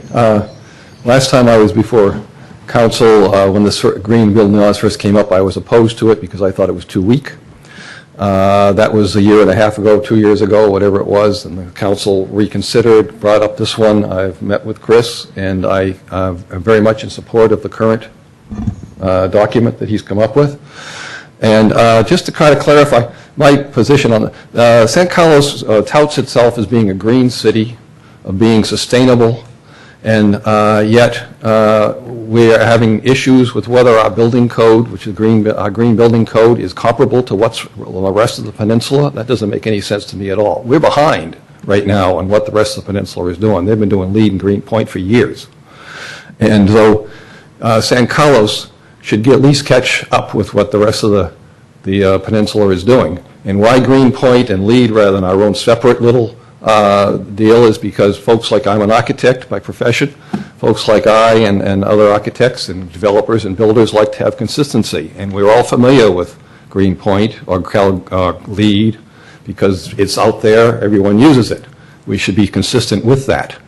Talk about cost. As an architect, I figure $300 to $400 a square foot for a new house. Just to give you an idea, if you figure percentages, we're talking what that $5,000 is, what, 0.002% or something. It's minor. The other reason, why do you do Green Point?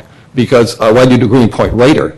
Because one of the things that makes a house really work environmentally is that it's sealed well, that it's that the appliances the ductwork is sealed and the windows are sealed and so on. And a Green Point rater can come in with a blower door and they can check that out and make sure that the house meets that requirement. And also whether they're making picking the right appliances and so on. And the idea that was someone else mentioned before is when you bring a Green Point rater in, they can lead you through the process and say you do this and this and this and this will help you. And you have an option. Well, you might want to do that. You might want to do a cool roof, or maybe you want to do more insulation, or it's not mandated. That's the problem with Cal Green right now, is that everything that Cal Green tells you is mandated. You've got to do it. The beauty of LEED and Green Point is you've got a choice. It just simply says you've got to meet X number of points, and you got, for 75 points, like for Green Point, you have about 200, 300 points you can choose from to get those 75.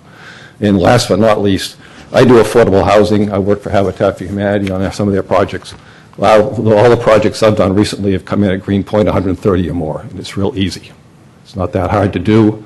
You do it with consistent building products and making sure that the houses are designed so that they're tight and well insulated.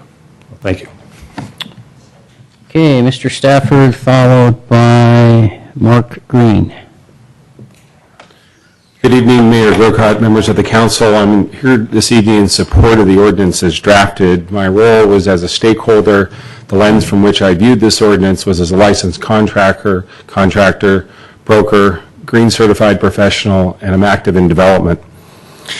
You have to look at government acting efficiently and inclusively, and I think this ordinance demonstrates that. From the time that we began to the time that we're here this evening, this ordinance has moved along at a correct speed, and it really brought in a diverse group of folks that frankly you ordinarily don't find in a room unless it's usually a courtroom.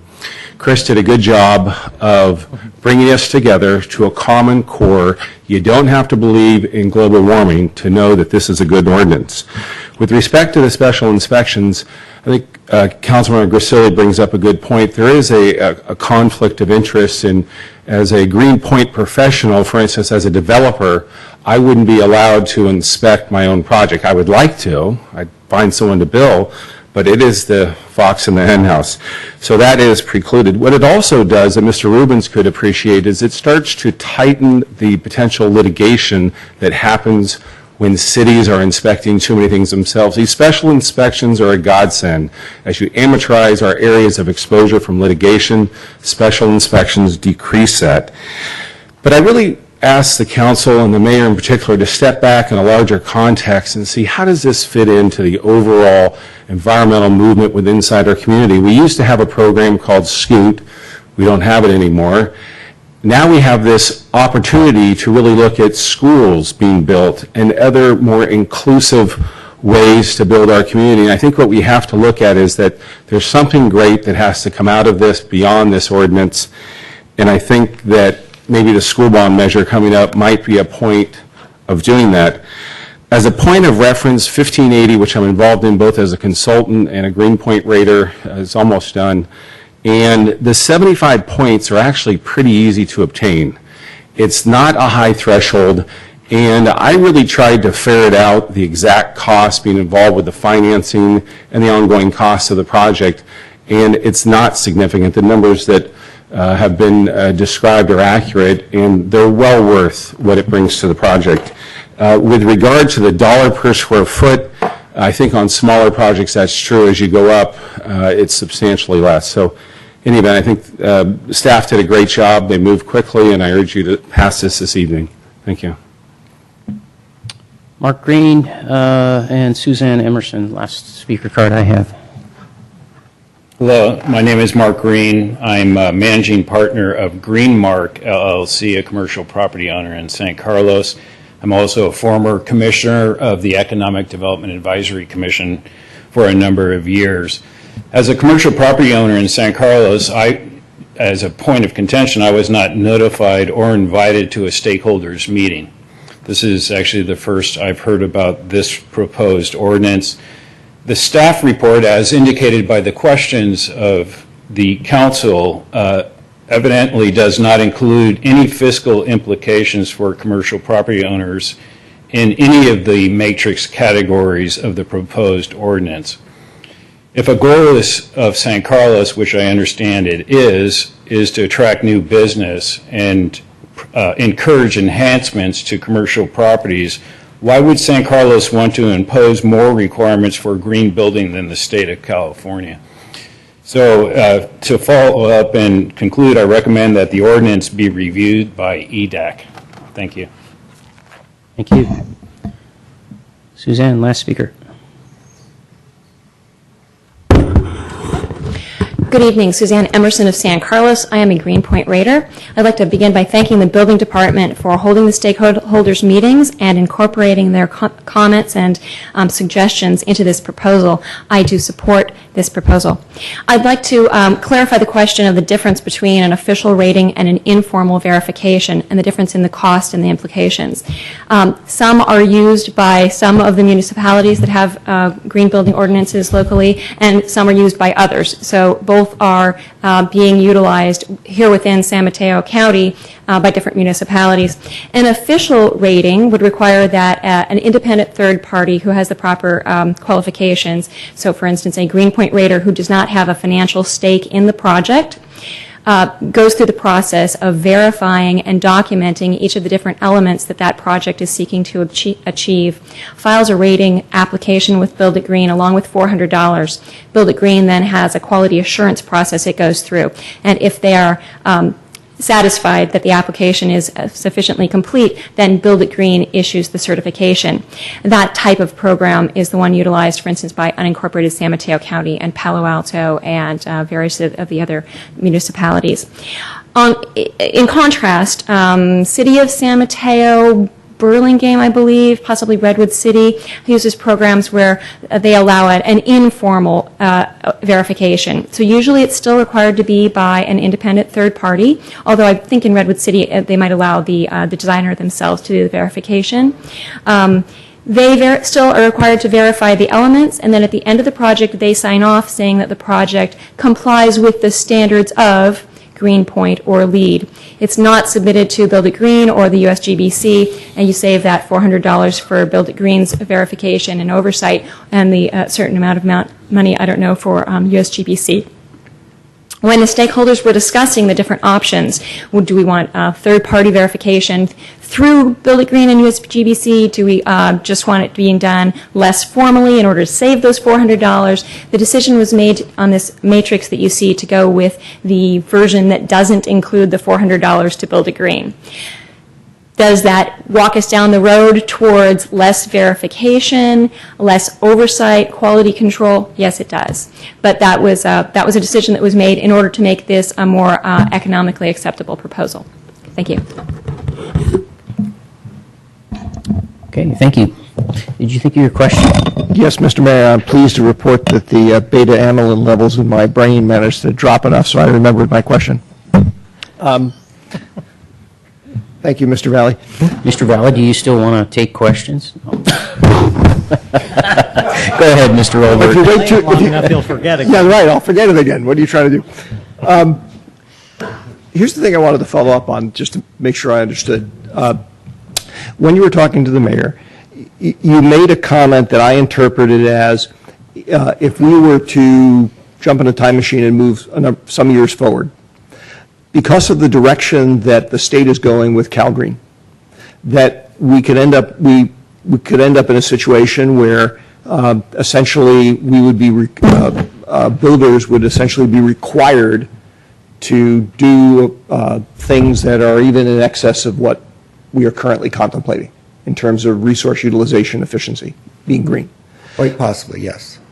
And okay, so there is a possibility of that. And care to put some odds on it? Do you think that's likely to happen? Well, I think one example of that is the zero net efficiency goal that the state has, where a typical single-family residence will need to produce the same amount of energy it uses by 2020. So how that's going to happen, we don't know yet. But that's kind of the lengths that the state is taking. So what that says to me is that there is a possibility, perhaps even a likelihood, that in the not too distant future, if we adopt, and again, we can come back and change this in the future, if we adopt something like this that has these third-party costs associated with it, the value of those third-party costs may be essentially zero. We could be forcing people to pay for certification, which is in a sense irrelevant because they're going to have to meet the standard anyway through some other mechanism as defined by CalGreen. I made that as an unconditional statement. I'm trying to understand whether I've got it correct and whether you think that's a possibility. I think that the state, the discussion we're having right now on whatever this date is, August 27th, 2012, I think that based upon what I see the state doing, what everyone else sees the state doing, is we're going to exceed everything here by 2020. That's Okay. based upon what I'm reading, where the state's going and their goals. That's what I would assume. Okay. Thank you. Any others while I'm up here? Just, if I could, Mr. Mayor, but just to follow up on Mr. Olbert's comments, it seems to me, though, that even though there would be these zero net energy production requirements in 2020, those would apply to new construction and remodels, right? So the money that someone would spend today, they wouldn't have to re-spend it, right? It's not going to necessarily be, no, it's not something that would be retroactive. Right. It would be to new development, So yes. the money you spend today is going to be worthwhile. You're going to get the savings, and if they keep tightening up the regulations, they're going to apply to new construction Yes. or remodels. Yes. Okay, just thank you. Okay, thank you. All right. I'm ready to make a motion, Mr. Mayor, if we follow our procedure. Is that appropriate? Or? Sure, yeah. Make a motion to introduce the ordinance amending Chapter 1504, Section 1504.125, San Carlos Green Ordinance to include Greenpoint and LEED standards. But I would add on that we adjust it, that it cannot, you can't do your own. Whatever words you want to use or whatever legalities, is that you have to get an outside third party, as opposed to, even if you're qualified, you have to get an outside third party. That's my motion. Second. Discussion? I'm just wondering if the third-party verification is what we need, or if doing what Ms. Emerson was mentioning, having the, what is it, the certification through Build It Green or through the other organizations. However it's written in the ordinance is how I'll go along, however it goes, but it's got to be, to my mind, it's got to be an outside person. So I don't know whether it's expensive or not expensive, I'm not into that. The whole third-party requirement that it be an outside person, quote-unquote, is not specifically addressed in the ordinance, but if I'm hearing you correctly, you would like it specifically addressed in the ordinance. Yes, because to me, it's an inside job otherwise. Not necessarily to Cal Green, though. No, not this, I don't speak to that. I assume that's already in here. I didn't read every line of this. I assume it's in here, and it's however it is, that's how staff takes care of it. Whether they require that or not, to me, that's a staff situation. Mr. Rubens has a question or a clarification. I'm just, in the interest of trying to be specific, I think on page, at 15.04.125F, it talks about the procedure, and we might be able to just add the word independent before qualified green building professional, and then independent before the lead AP.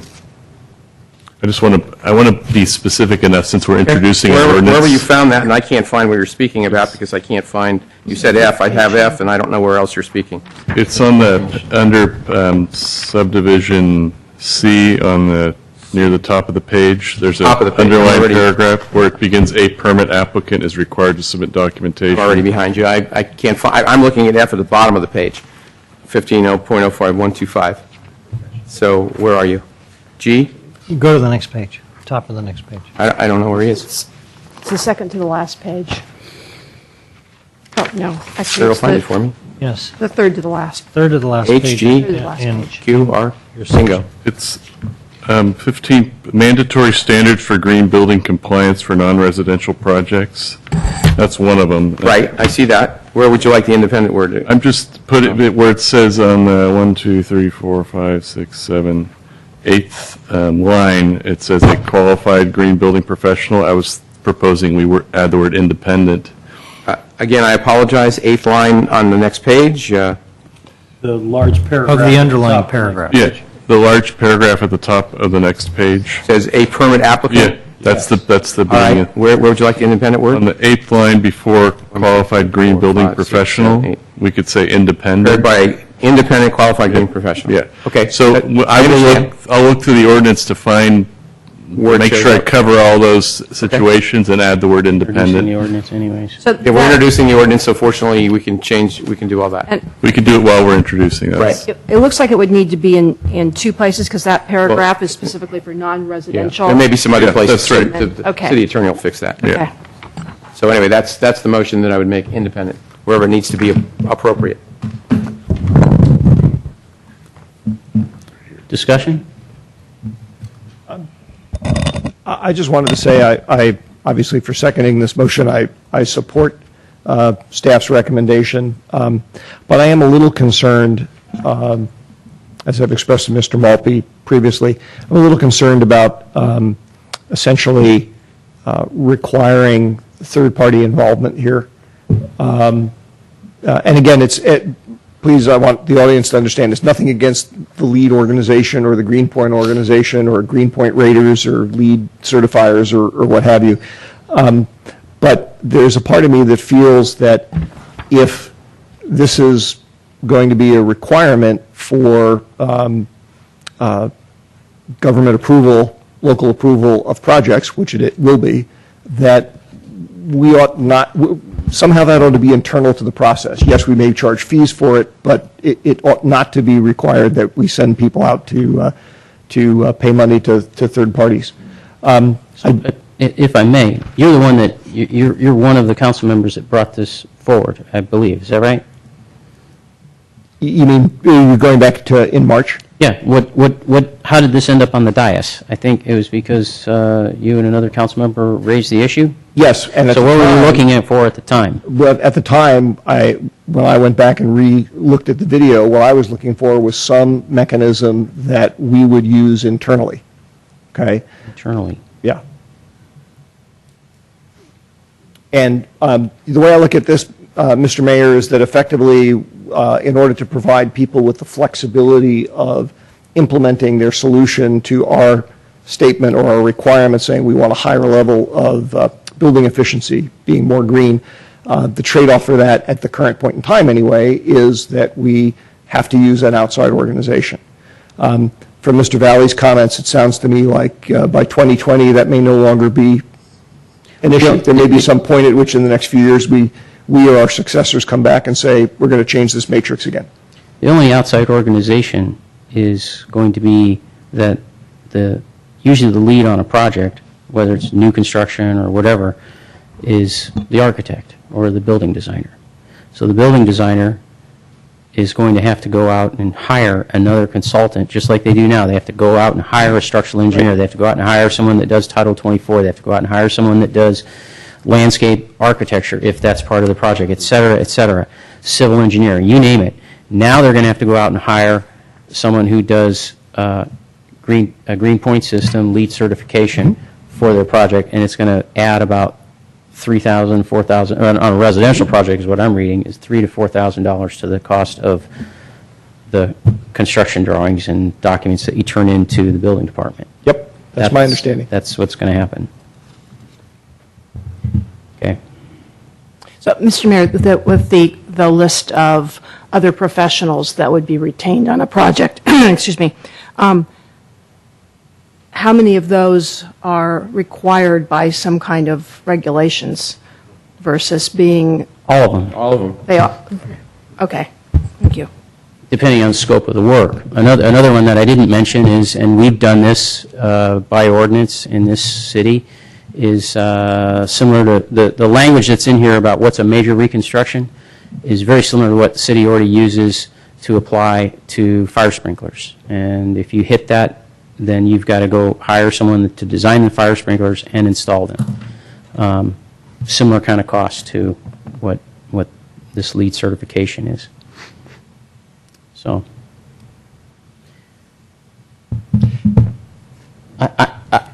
when you guys are done, I'm gonna take a shot at this. I am strongly opposed to this, and I'm going to give you my reasons why. If we're going to have a discussion, I'm going to give the reasons why I think you should vote against this. So, if I don't hear any more discussion, I'm going to Let's give hear it to you. your comments now. Okay. My comments are, first I'm going to run through some of these, the comments from the public about lowering the cost of energy bills, higher value to the property, 10 times initial investment, value of green label in California housing market adds 9%. All these things in a free market economy, that's the choice of the building owner, the homeowner, the developer, et cetera. If they want that label and they want to get the extra value to their property for it, have at it. It's a free country, at least it used to be. I don't think it's our business to be telling people this is how they ought to do their construction. It has nothing to do with, Mr. Valley's department primarily is dealing with life and safety issues. Same thing with the Public Works Department. The things that they're dealing with when you're hooking up your sewer to the street and they do their inspections, they want to make sure that's safe, clean, it's going to stay there in the ground, and we're not going to have sewage in the streets. That's what all this is about. Initially, that's why they wrote the California Building Code and added to it over the years. You can ask Mr. Valley. He's got a copy of the 1920 version in his office. It's about 3/4 of an inch, half an inch thick, and he likes to show you what we have now, and it takes up about 3 feet of space on a bookshelf. So what we're doing here is we're adding, another book probably in the future for this kind of thing. Folks talked about, well, it's only 1% of the cost of the, when the project's all done. That may be true, but I can tell you, because I'm in the business, when you initiate a project and you start going through it, and, especially for homeowners, I don't know about commercial development because I don't deal with that, but when you sit down with a homeowner at their kitchen table and they say, I want to add a couple of bedrooms, and then you as the designer have to say, okay, if you go this large and you develop this much or redevelop this much of your property, you're going to have fire sprinklers, you're going to have, the Title 24 standards, now the LEED standards, all these things, and each one of those is going to be a consultant, and it's going to cost you money. They start to question whether they should go forward with their project. And we have other things in the city, too. I mean, we've got the schools have their school impact fees. The city of San Carlos has our park impact fees. I mean, I've been on this council long enough to watch these little, and each time, it's the cost of a cup of coffee every day. Little arguments like that. It's not that much. It's a small percentage. It all adds up. And if we keep doing things like this, what ends up happening is you slow down the market, and people think twice about what they're going to do. Or people that are in my position, you have to, adjust your cost, or my engineer has to adjust his cost, because we all have to, if we want to keep the economy moving and the market going, these things have to be affordable. So as you add the regulation and add to the cost, things have to break somewhere.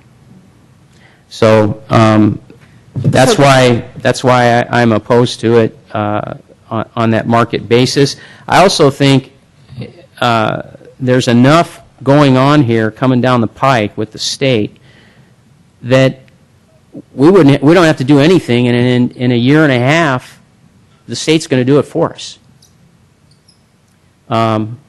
So, I just see us. I don't see any reason for us to get ahead of what's coming down the pike, anyways, from the state. I think we could do just as well to wait.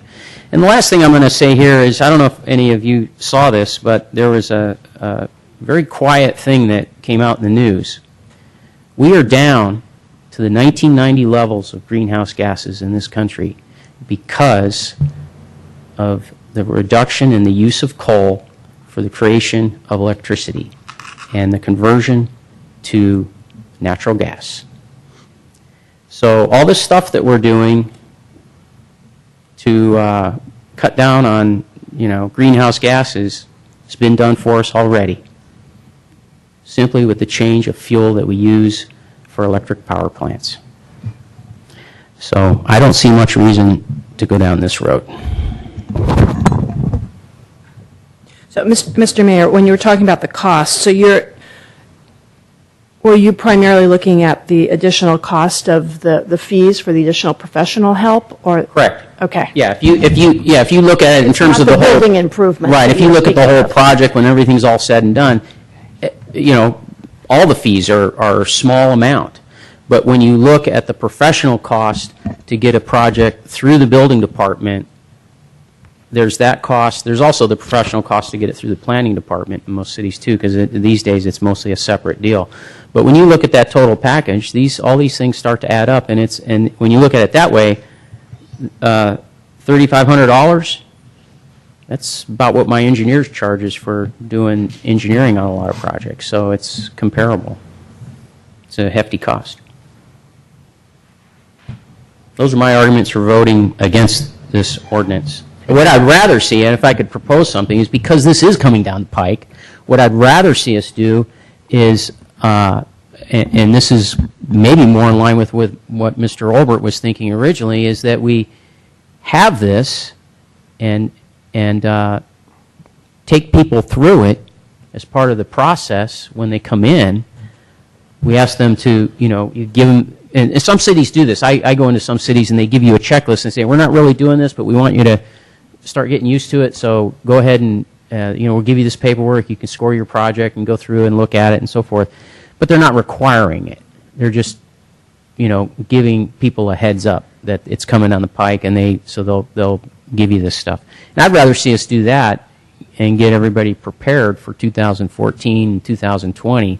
And by the way, a closing note on 2020, my estimation, my opinion, what's going to happen, no one's going to be able to do it. And that's not going to be the goal, really. The goal is going to be, if you can't do it, it's just like companies trading greenhouse gas certificates, right? What it's going to end up being is, oh, you can't meet the standard? Fine. You pay a fine. You pay a fee. You pay a tax or something. That's what will end up happening.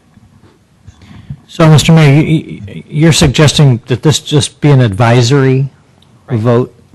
Do you know of any other municipalities that are doing that or have done it? There are some. I can't think of one off the top of my head, but there are cities that have put this stuff out and make it available to the public, to the people that come in, but they're not applying it. And your whole line of thinking is basically this is going to be obsolete in a couple of years because the state's going to come in and redraw everything. That's right. Yeah.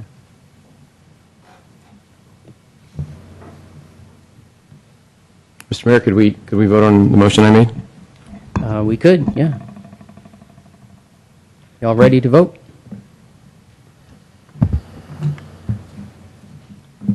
Like the judges on the... Was the motion seconded? Yes. Did we It already was, do it? yeah. Okay. Right. Sorry, I zoned out on that. So. Are you in the same as Mark? It must be being on the ends. or- Yeah, there's something about the air. If we could get a little bit more oxygen or something. It is hot in here.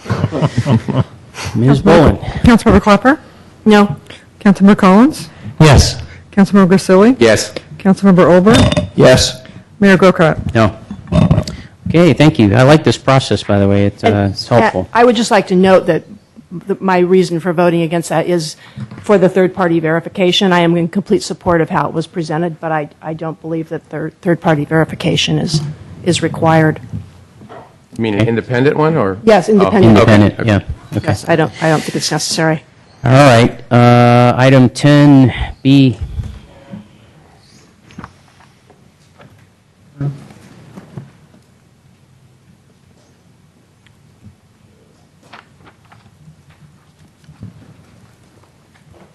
Good evening, Mayor and City Council. Rebecca Mendenhall, Administrative Services Director.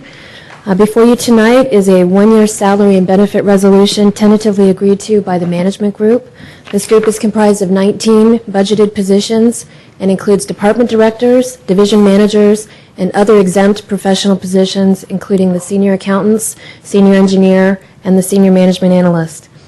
The resolution before you includes a 2% increase in base salary for a one-year term. This is the first time since 2008 that a salary increase is being considered by the council.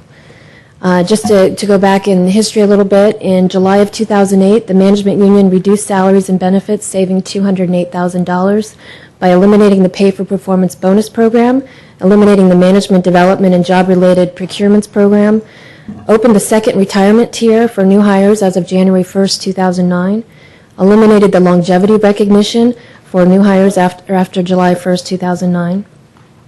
Following that, in March 2010, this unit agreed to further salary and benefit reductions, saving $114,000.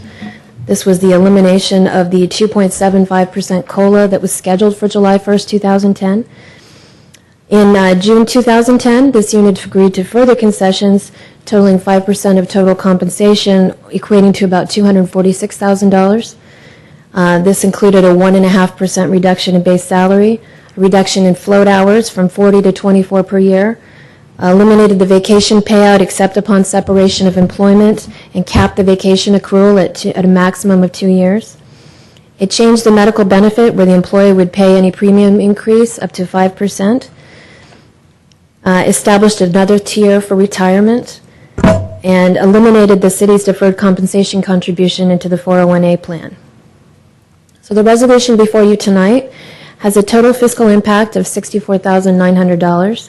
A summary of the key components are a one-year term beginning July 1st, 2012, ending June 30th, 2013, an increase in base wage of 2% effective July 1st. The employees will continue to pick up the first 5% of medical increases.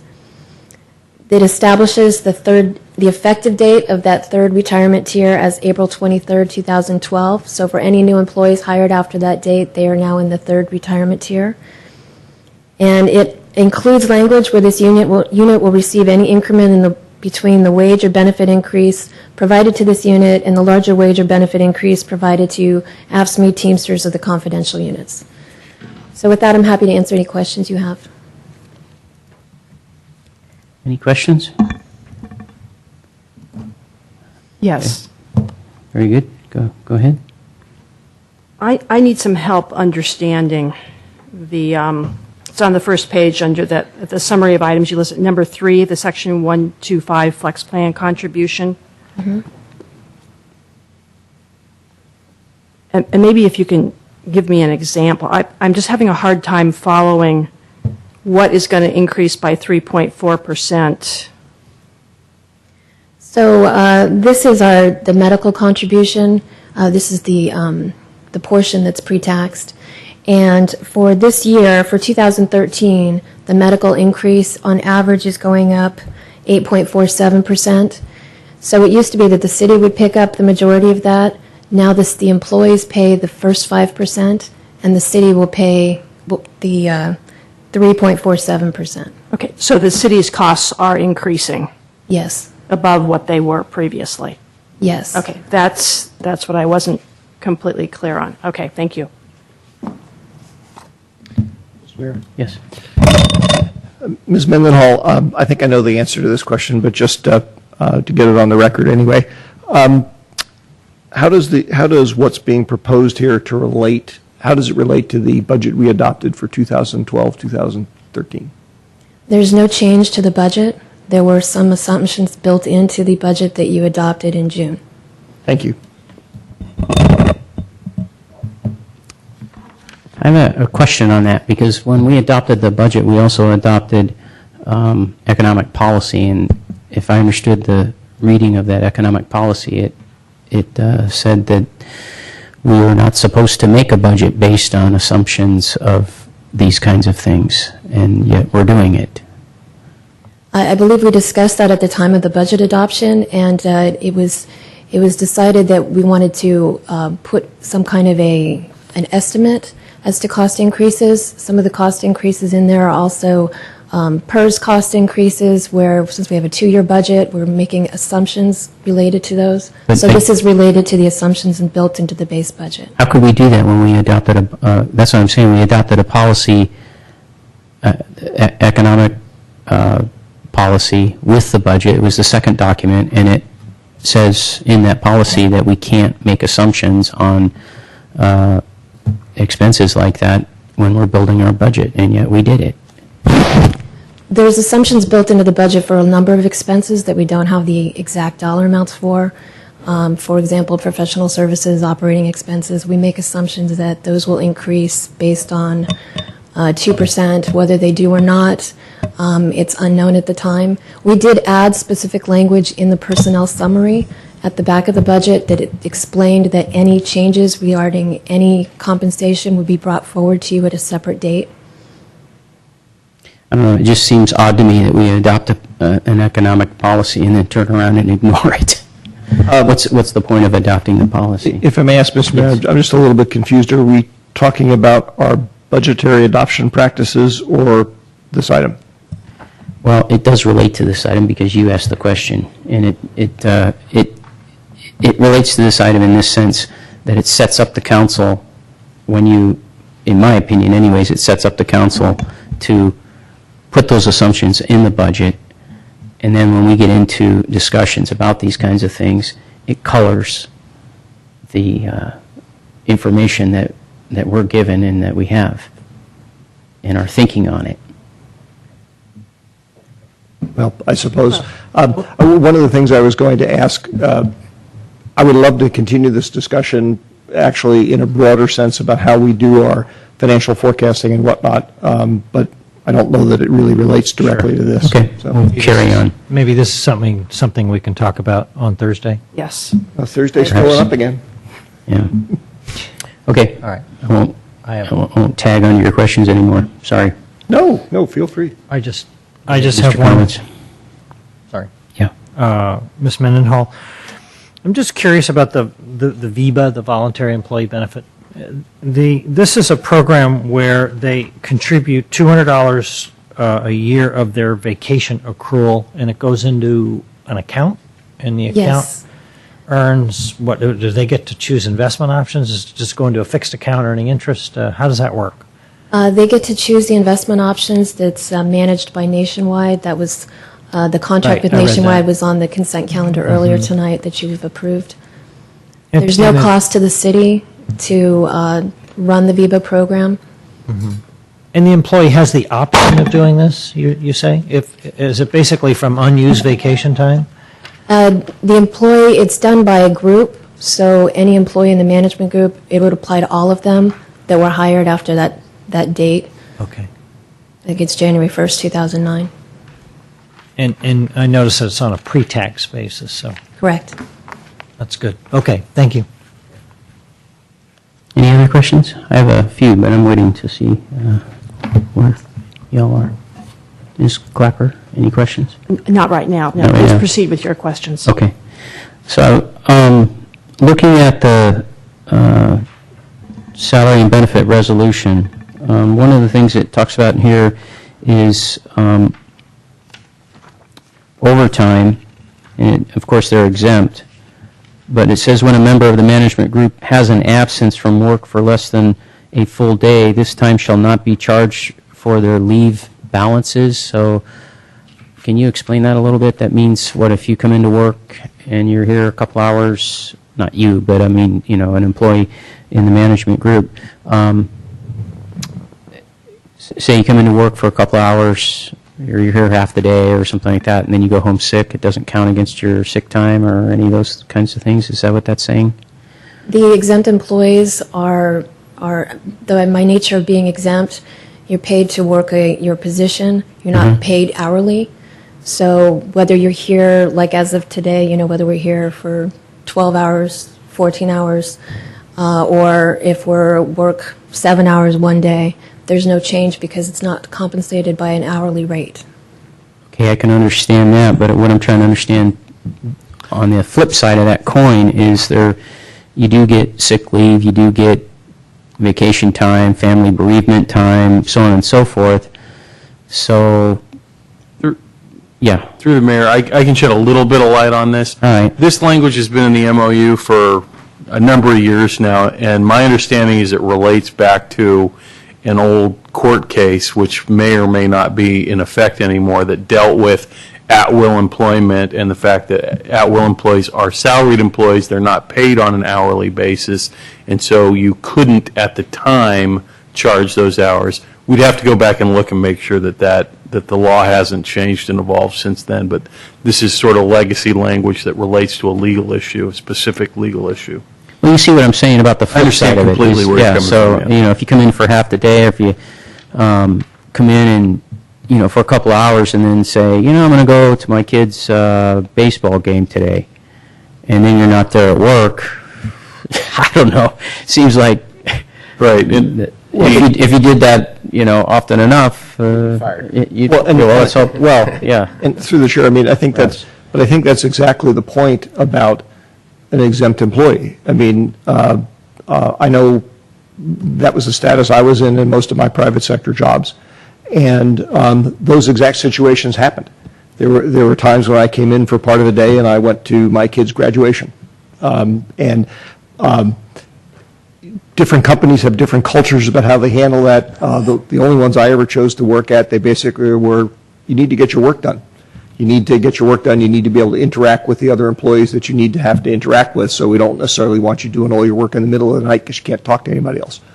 But it is not an hourly process. There's not a punch clock. And yet, in your positions, you did have vacation accrual, of course. Yes, I did. Holidays, yes, sick leave, all vacation, of those. all those things. Yeah. And it does. I mean, it does raise an interesting question, particularly about sick leave. Right. You know, there were some days when I or another employee would come in and we'd go home partway through the day because we were just deathly ill. Yeah. But we had come in because we had to get something done. And I actually don't remember how that was accounted for. It may or may not have been accounted as a sick day. But yeah, those kind of issues, those gray areas kind of come up. It's just inherent in being an exempt employee. Mr. Mayor? Yes. I have experienced the same thing professionally myself in terms of how my time was handled. The one thing I do note that's different from what is usually the way it's handled in the private sector is on the next page, item number 4, administrative leave, where there's 80 hours of additional time. So even though we're saying it's salaried, there is no payment on an hourly basis, yet now we are saying there is payment on an hourly basis for 80 hours of this administrative leave. So that, to me, kind of makes it a little bit different than the examples that we're offering from the private sector. So that's something that I think is somewhat standard in municipal governments to offer that kind of administrative leave.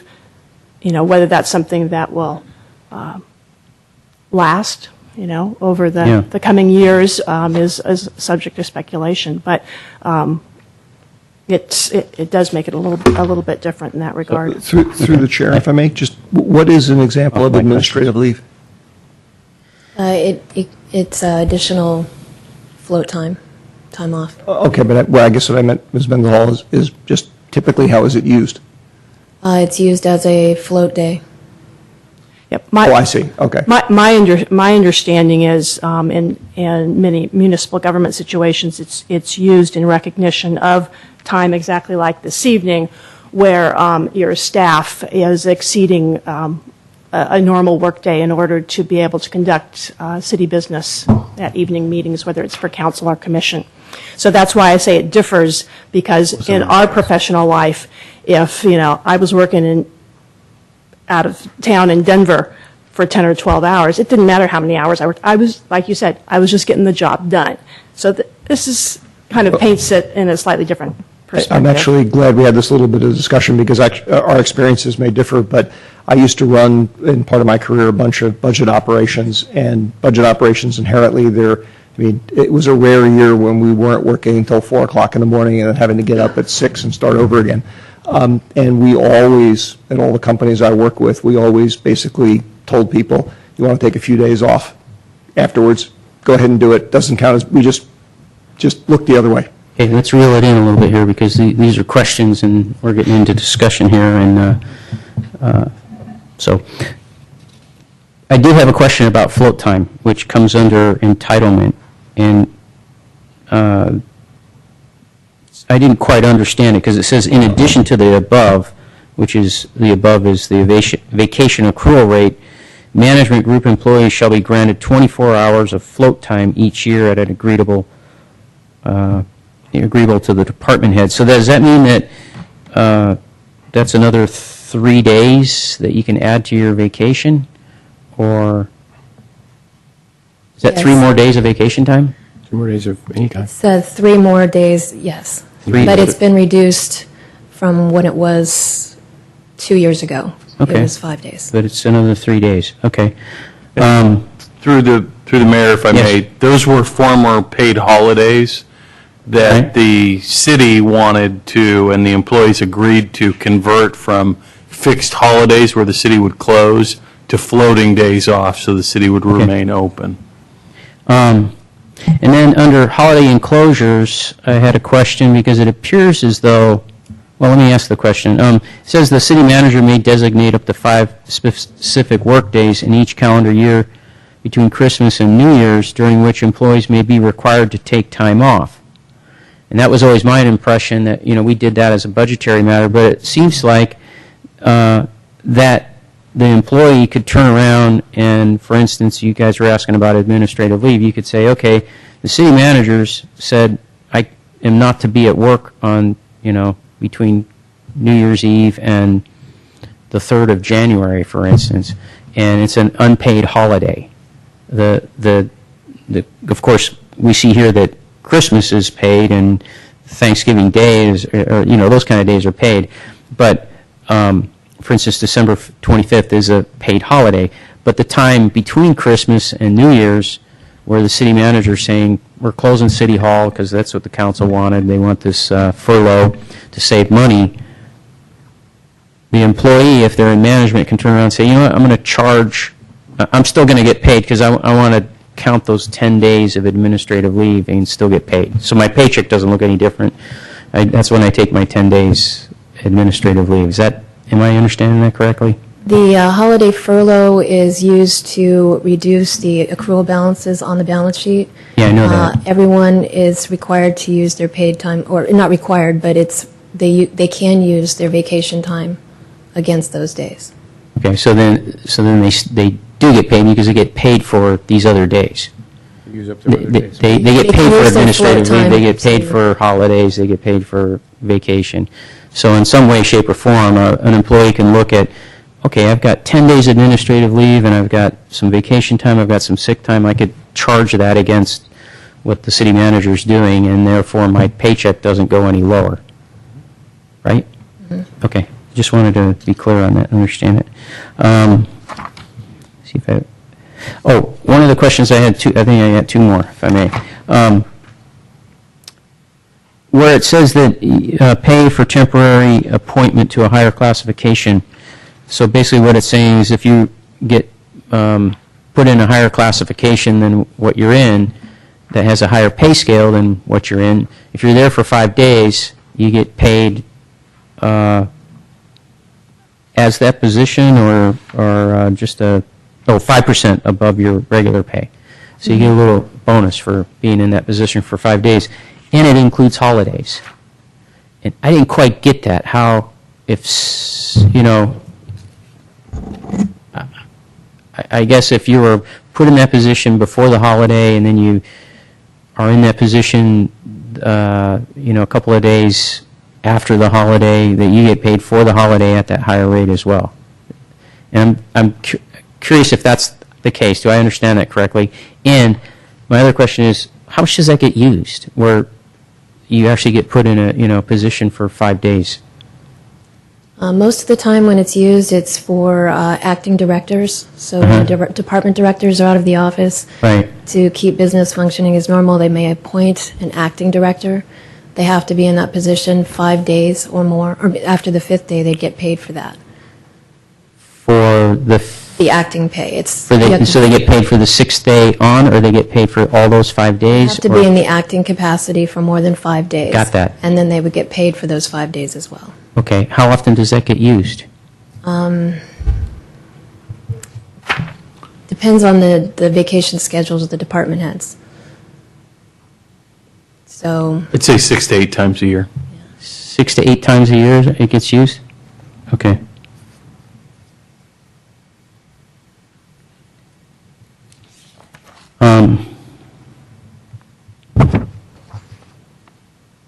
Okay, that's all my questions. Thank you.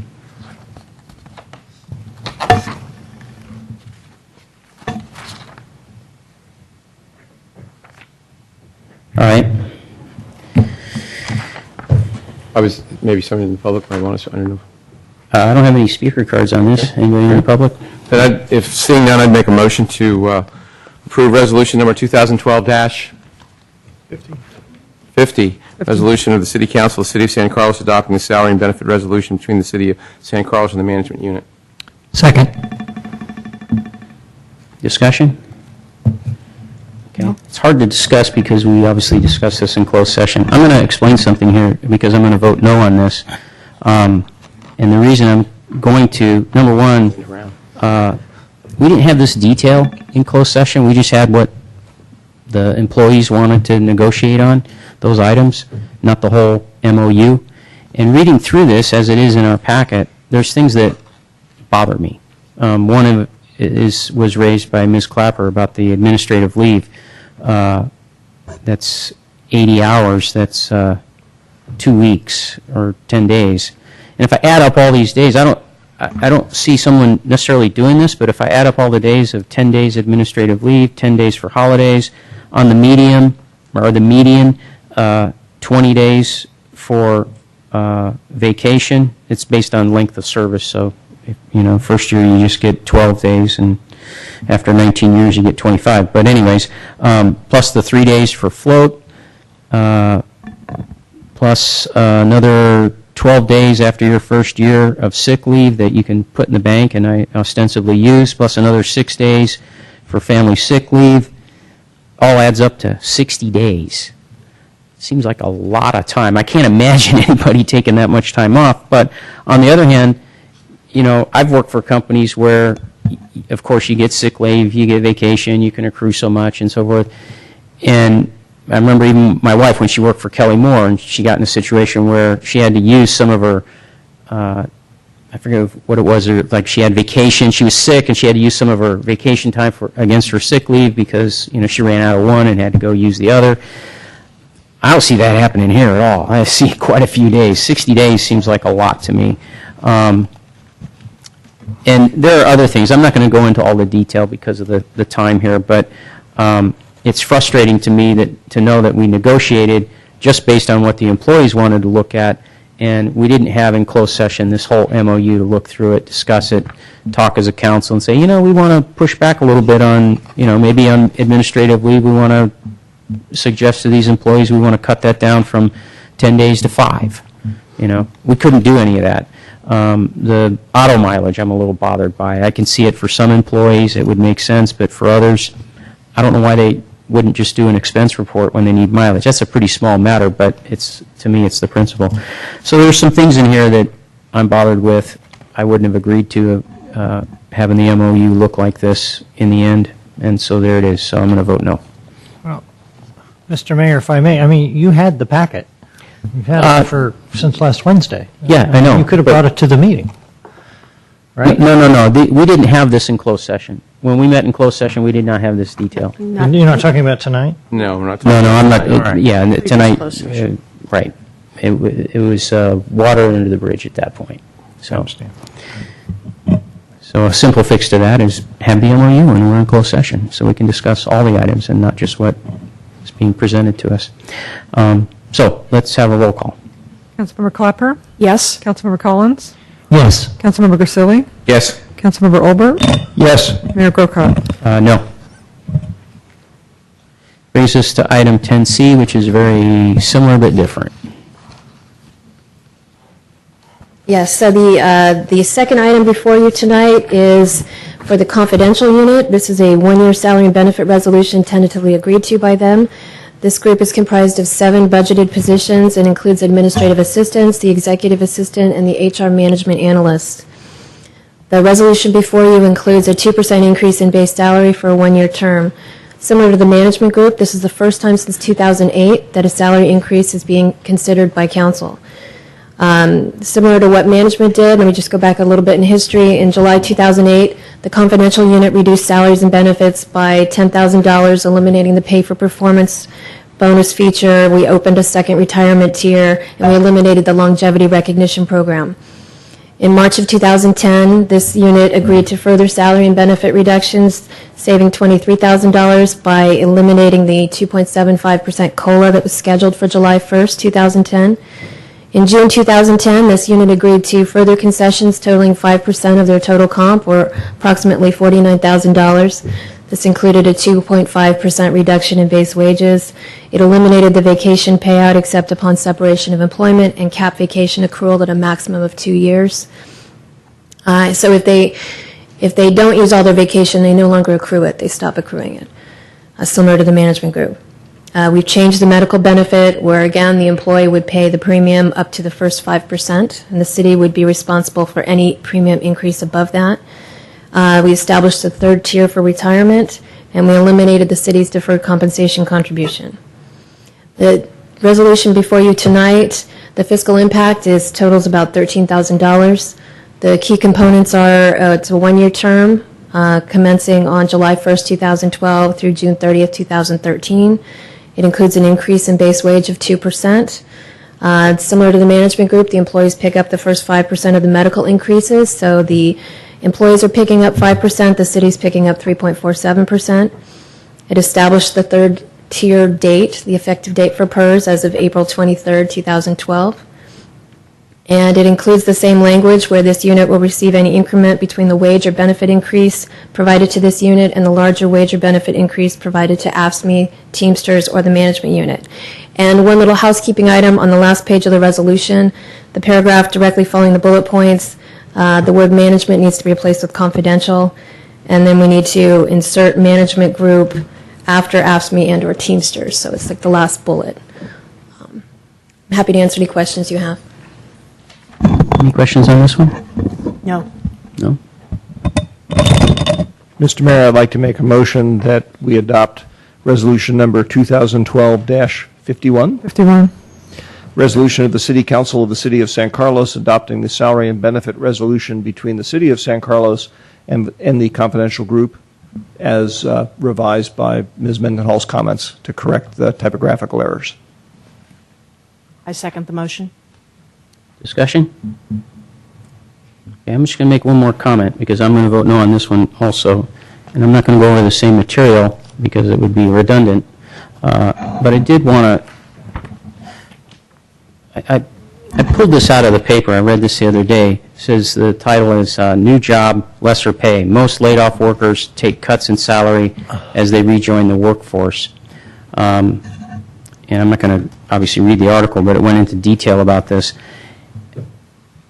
I just want our employees to know, we talk about, well, we do this to keep people happy and to say to them thank you and so forth.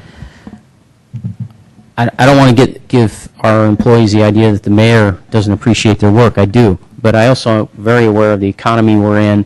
And I can tell you, a lot of times I go by feel up here and my own life experience. And this week, or actually over the last month, in my business, I've seen two guys go out of business. Contractors. One guy managed to get himself a job doing something else that he had done earlier in his life, and the other guy packed his bags, sold his house, moved his wife and family to Idaho. These are things that are going on. It's a real world out there, and people are suffering. So, yes, I want to say thank you to the employees, but at the same time, I understand the market and the world we live in. I live it every day because I'm still out there, trying to make my business work and so forth. And so I think I don't want to speak for others or, mind their experience or their perspective, but I'm just giving a little color to what my perspective on things is and why I vote the way I do on these things. Thank you. Mr. Mayor, if I could make a comment? Sure, go ahead.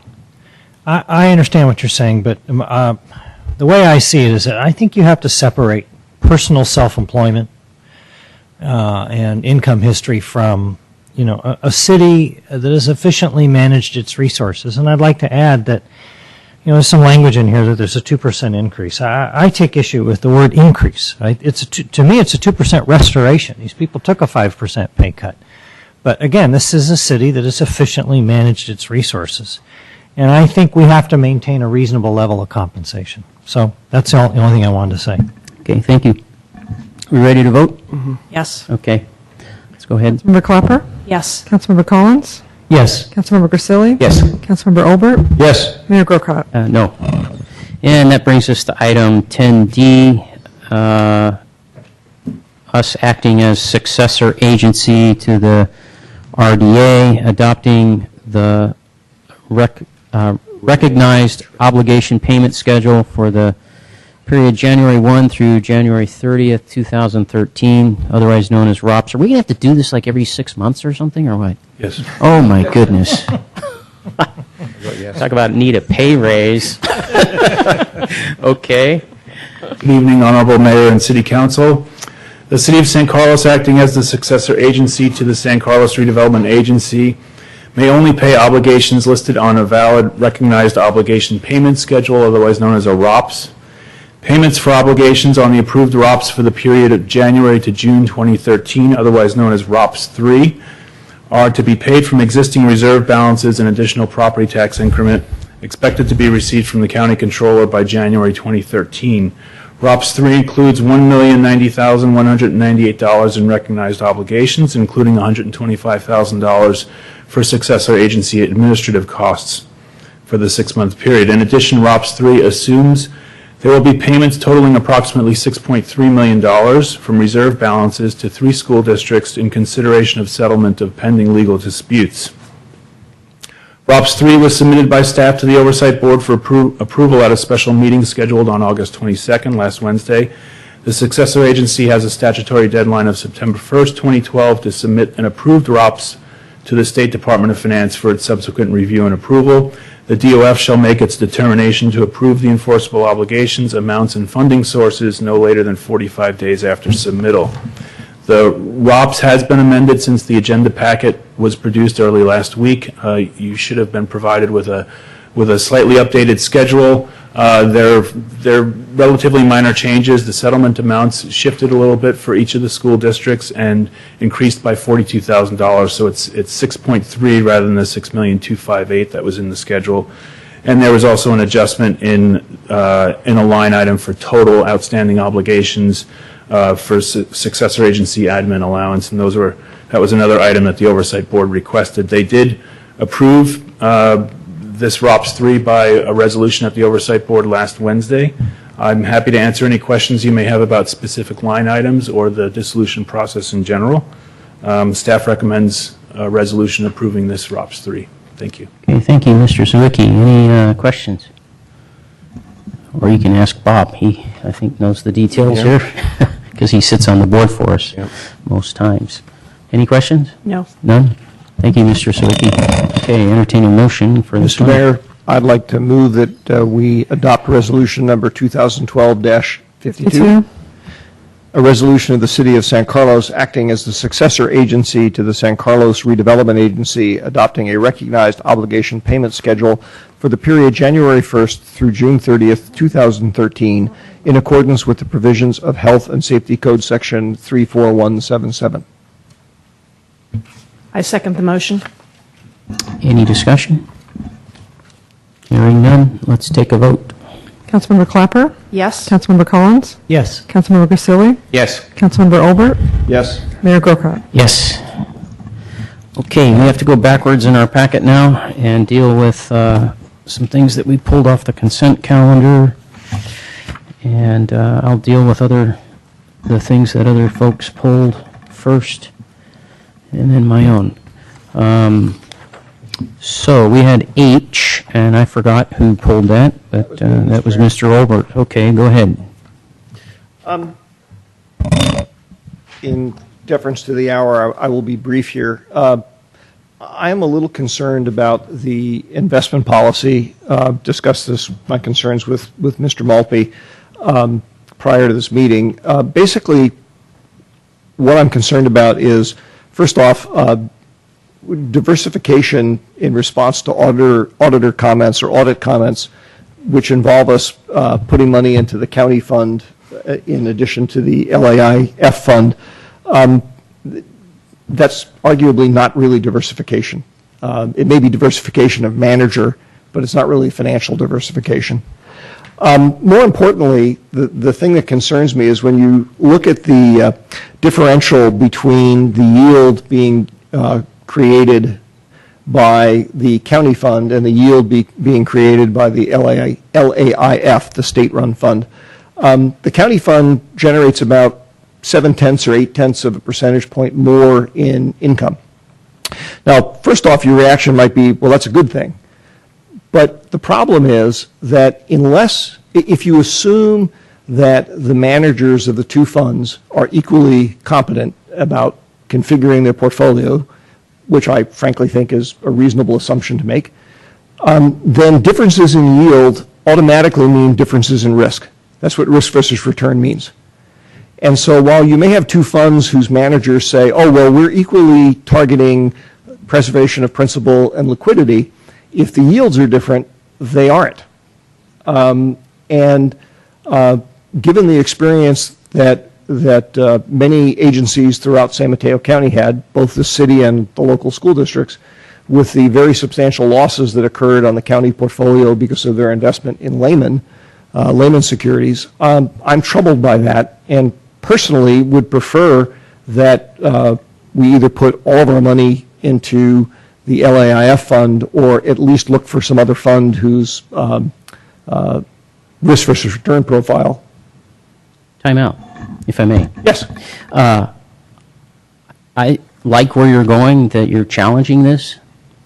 If it might be, I don't think we could do what I would like to see us do because it's not on the agenda this way, but what we could look at, and you could bring it up under council reports and requests and so forth, the way we get things on the agenda, is, in the past we've had a subcommittee of the council that looked at, for instance, how we did the budget. I think Bob and I believe Omar were on that at one time. We could have a subcommittee of the council, along with maybe the city treasurer and some of the staff, do a study on our investment policy and make a recommendation to the council and bring it back for consideration. But we can't take that tonight, but I throw that out there to just say, I hear you, maybe we could cut the discussion short right now and address the matter in the future. In the very near future. But, I'd be happy to see something like that take place. My reading. Throw it out on, on the 30th, with the retreat, you could throw it out there. Yeah. That's certainly worth considering.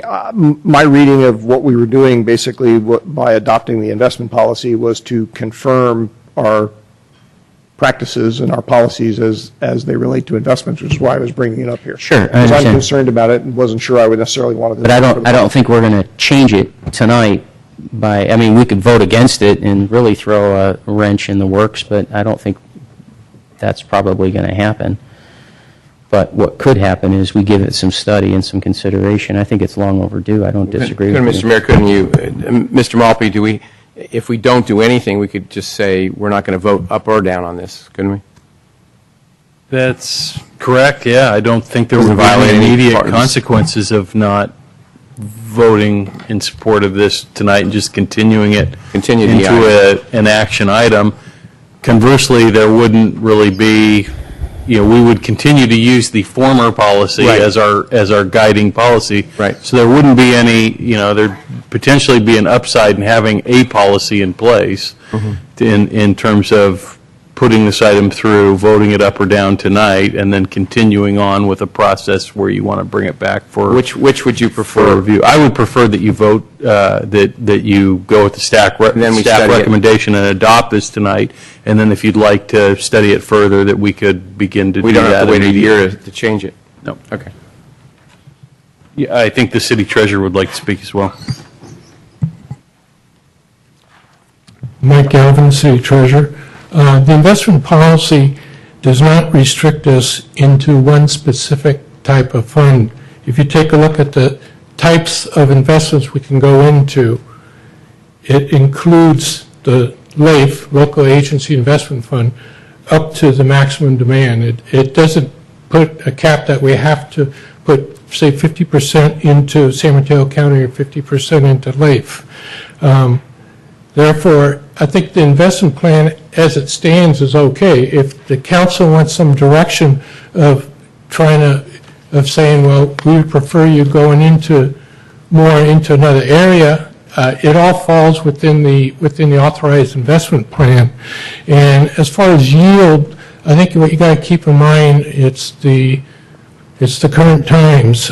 For example, CalPERS, they earned a full whopping 1% last fiscal year. Surprisingly, CalSTRS earned 1.8%. Both of those are in substantial diversification. And it just shows you that you really can't earn a substantial interest rate at this current time. And one reason why we've kept it in primary into the two funds is because of the RDA winding down, not knowing what the impact would be onto the city. The housing, as a result of RDA, there's housing impacts, and the current interest rates. So I guess, what I'm trying to say is that the investment policy is good as it stands. It's just, how do you want to invest the funds into those specific categories?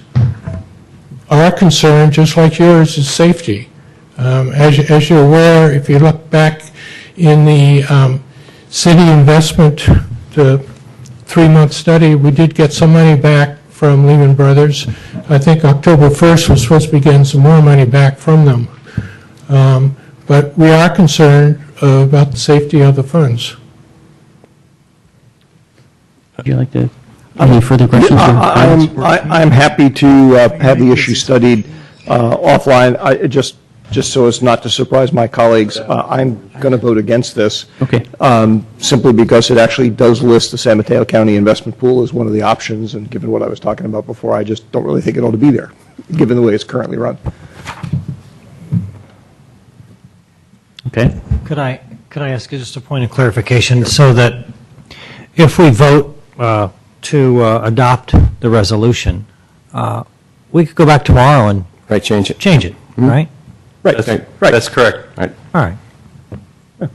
Maybe we ought to talk about that. Mr. Mayor, can I make a motion? You may. Make a motion to approve resolution number 2012- the test. 40. Excuse me? 40. 40, not 53? We're going backwards because it's consent Yeah, she left calendar. a placeholder. Oh, placeholder, 40. Resolution of the City Council of the City of San Carlos adopting the City of San Carlos investment policy. I second the motion. Roll call. Councilmember Clapper? Yes. Councilmember Collins? Yes. Councilmember Grisilli? Yes. Councilmember Olbert? No. Mayor Grocott? Yes. Okay, let's see, that brings us to item, are the rest of them the ones I brought up? Okay. That's correct. Hello. Okay. Item K is adopt resolution authorizing additional payment to the Belmont San Carlos Fire Department. And I have one question for staff on this. It's because what I'm looking for is a complete picture, and I don't think I'm going to get it tonight at this time.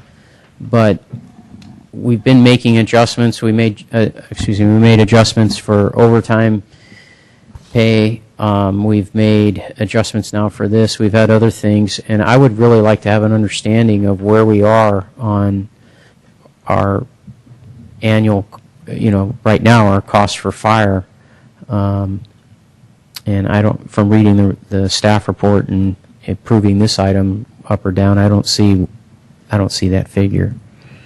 So I don't think you'll be able to pull it together tonight, but I'd like to have it. And by the way, on these items, I should say to the council, I know we're encouraged to call ahead, but I had a busy day and busy week. I'm really impacted with work and other things, and didn't really have the time to be making phone calls to City Hall and discussing these items. But that's why I pulled this item. It's because I'd like to see something like that. And through the chair, you realize this is old. This is for the old stuff, not for the new stuff. Yeah, I understand. Just want to make sure we're all on the same page. Okay. And It's all fire in my book. I understand, but it's still the old fire as opposed to the new fire. I know. through the mayor, if I may too, as part of the budget adoption process, we did go through those numbers as they related to that point in time. So we're really only a couple months into the fiscal year, this new fiscal year with the budget. So if the time frame works for you, typically we would report out on this in February with about 6 months of new data from the last time we reported. Otherwise, we'd basically be giving you the same report we just gave a couple months ago. So if I pull out my budget book and then add this, because in the budget there were things that were unknowns, right? That's correct, and these are them. Okay. These Maybe are a lot of them. I could sit down with you and we can go through take, this. Take a look at it. Okay. Very good. That's it. That's the question I had. So if anybody, Okay, Go ahead, Mark. Mr. Mayor, I'd like to propose that we adopt resolution number 2012 42. 40-42, resolution of the City Council of the City of San Carlos authorizing additional payment to Belmont San Carlos Fire Department for fiscal year 2011-2012 in the amount of $537,660, if only. Second. and I'm sorry, well, I'll ask Jeff tomorrow. I've got a question about how much of this was professional services. I think I understand, but I don't understand from looking through the material. So, and given all the questions I have, I'm going to not vote on this item. It's not necessary if it's going the way I think it'll go. Councilmember Clapper? Yes. Councilmember Collins? Yes. Councilmember Grisilli? Yes. Councilmember Olbert? Yes. Mayor Grocott? And I'll abstain.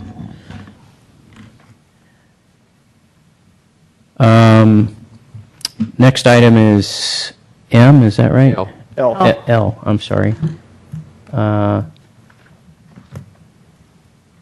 Yeah, I guess we can just go ahead and take that item because I think I got my questions answered when we were looking at the other positions. I did, just one question, this is giving us a certain base salary. Will the 2% apply to this position? Hasn't even, we're just creating it now?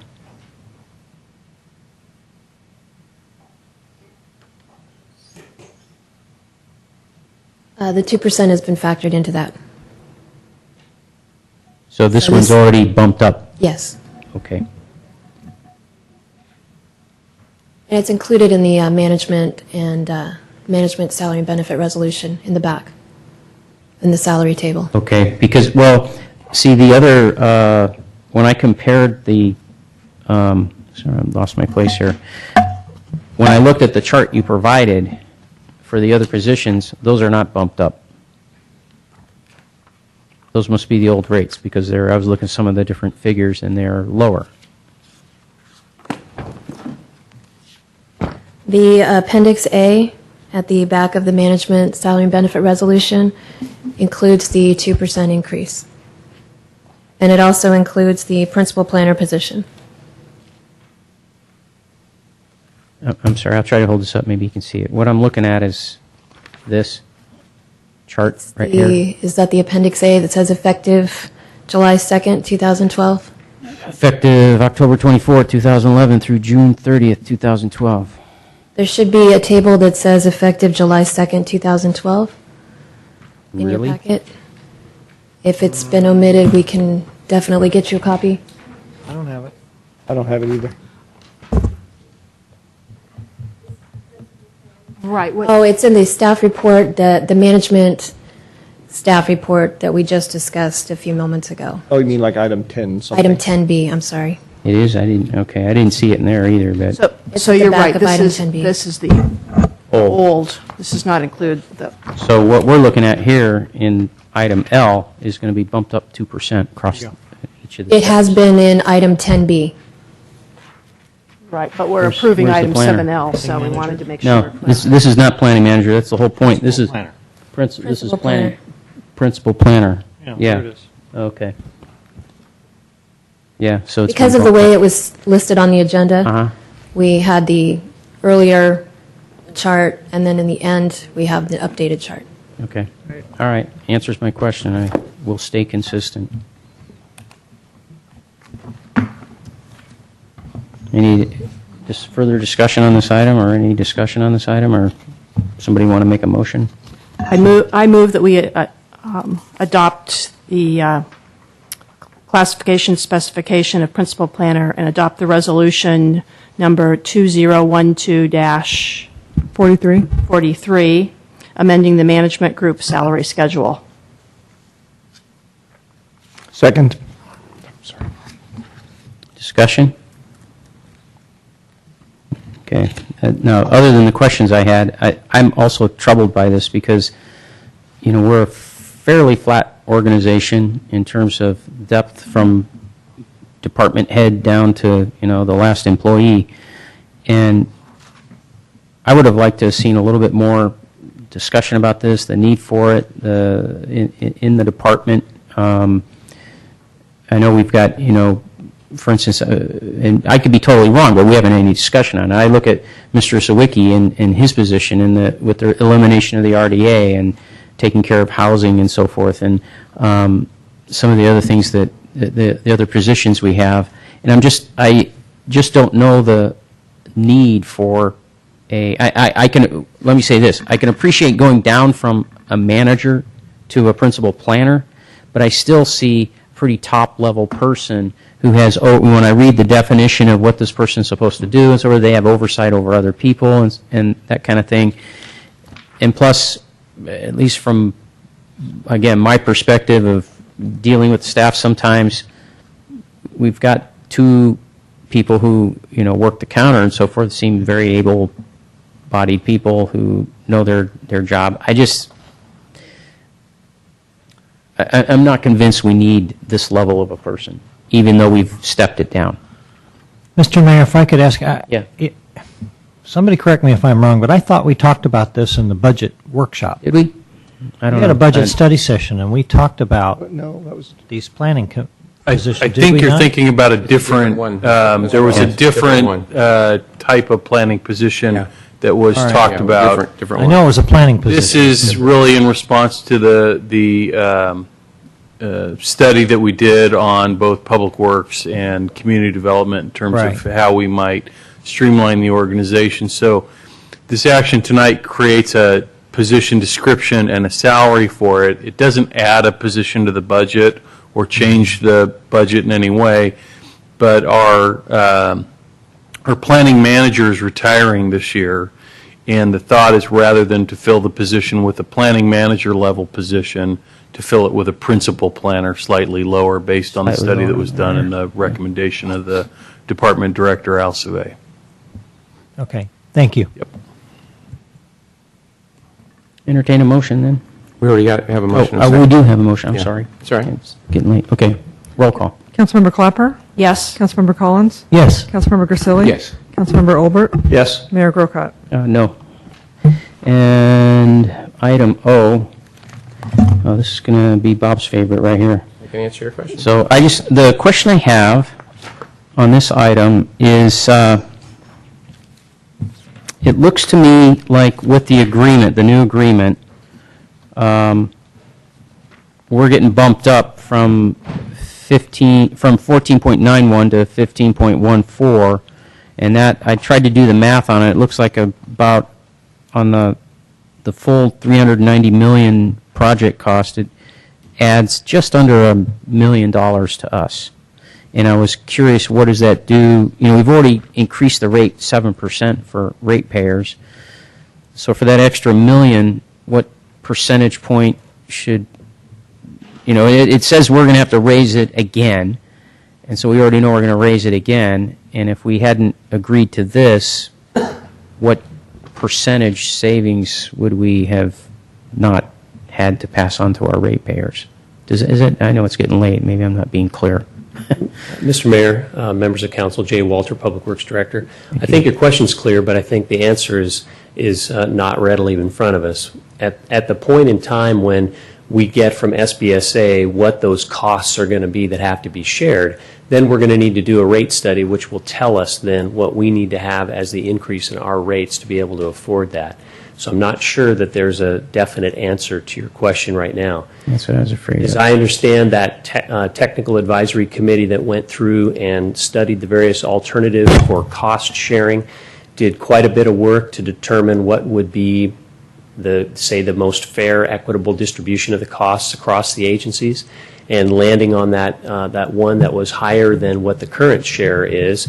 It was probably not an easy thing for our representative to recommend approval of, but going forward, it seems that that's the approach that the group of agencies in the Joint Powers Agreement need to be sure that they're sharing these costs fairly. So. And just one other question to add color to the story, I guess, for me, is was this brought up by a couple of other agencies, or was it brought up by the executive director, or why did we decide to go and review our representation? Because of the amount of the money that's being spent, which is close to $400 million, Sure. required that we go over, literally, as Mr. Walter said, all these items. And also, there's the force main, I guess the biggest one. I think it's like $48 million, I think, or something like that.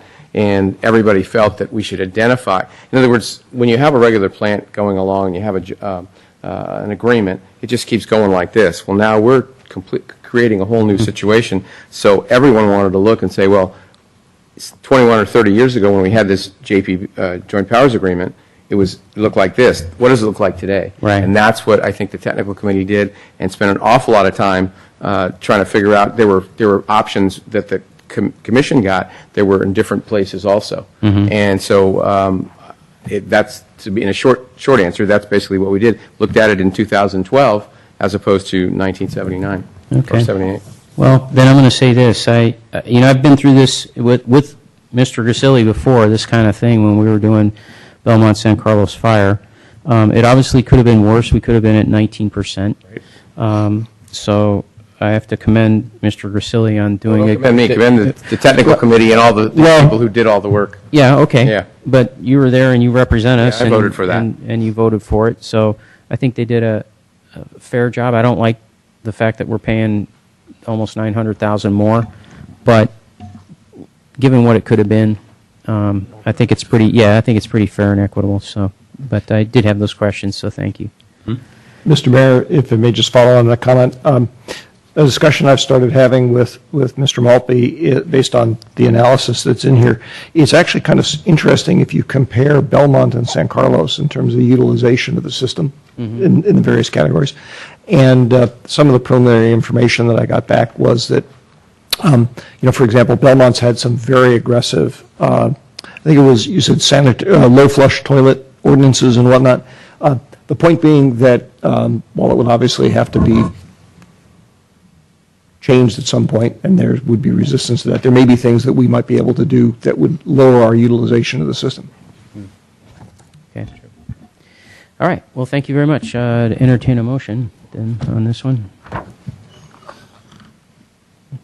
Mr. Mayor, I move that we approve or adopt resolution number 2012-45, resolution of the City Council of the City of San Carlos approving Supplemental Agreement 6 of Joint Exercise of Power Agreement, South Bayside System Authority, parentheses, SBSA. I second the motion. Any discussion? Roll call. Councilmember Clapper? Yes. Councilmember Collins? Yes. Councilmember Grisilli? Yes. Councilmember Olbert? Yes. Mayor Grocott? Yes. And we stand adjourned until our retreat. Thank you. We didn't have to extend the meeting. You know. Before 10:30.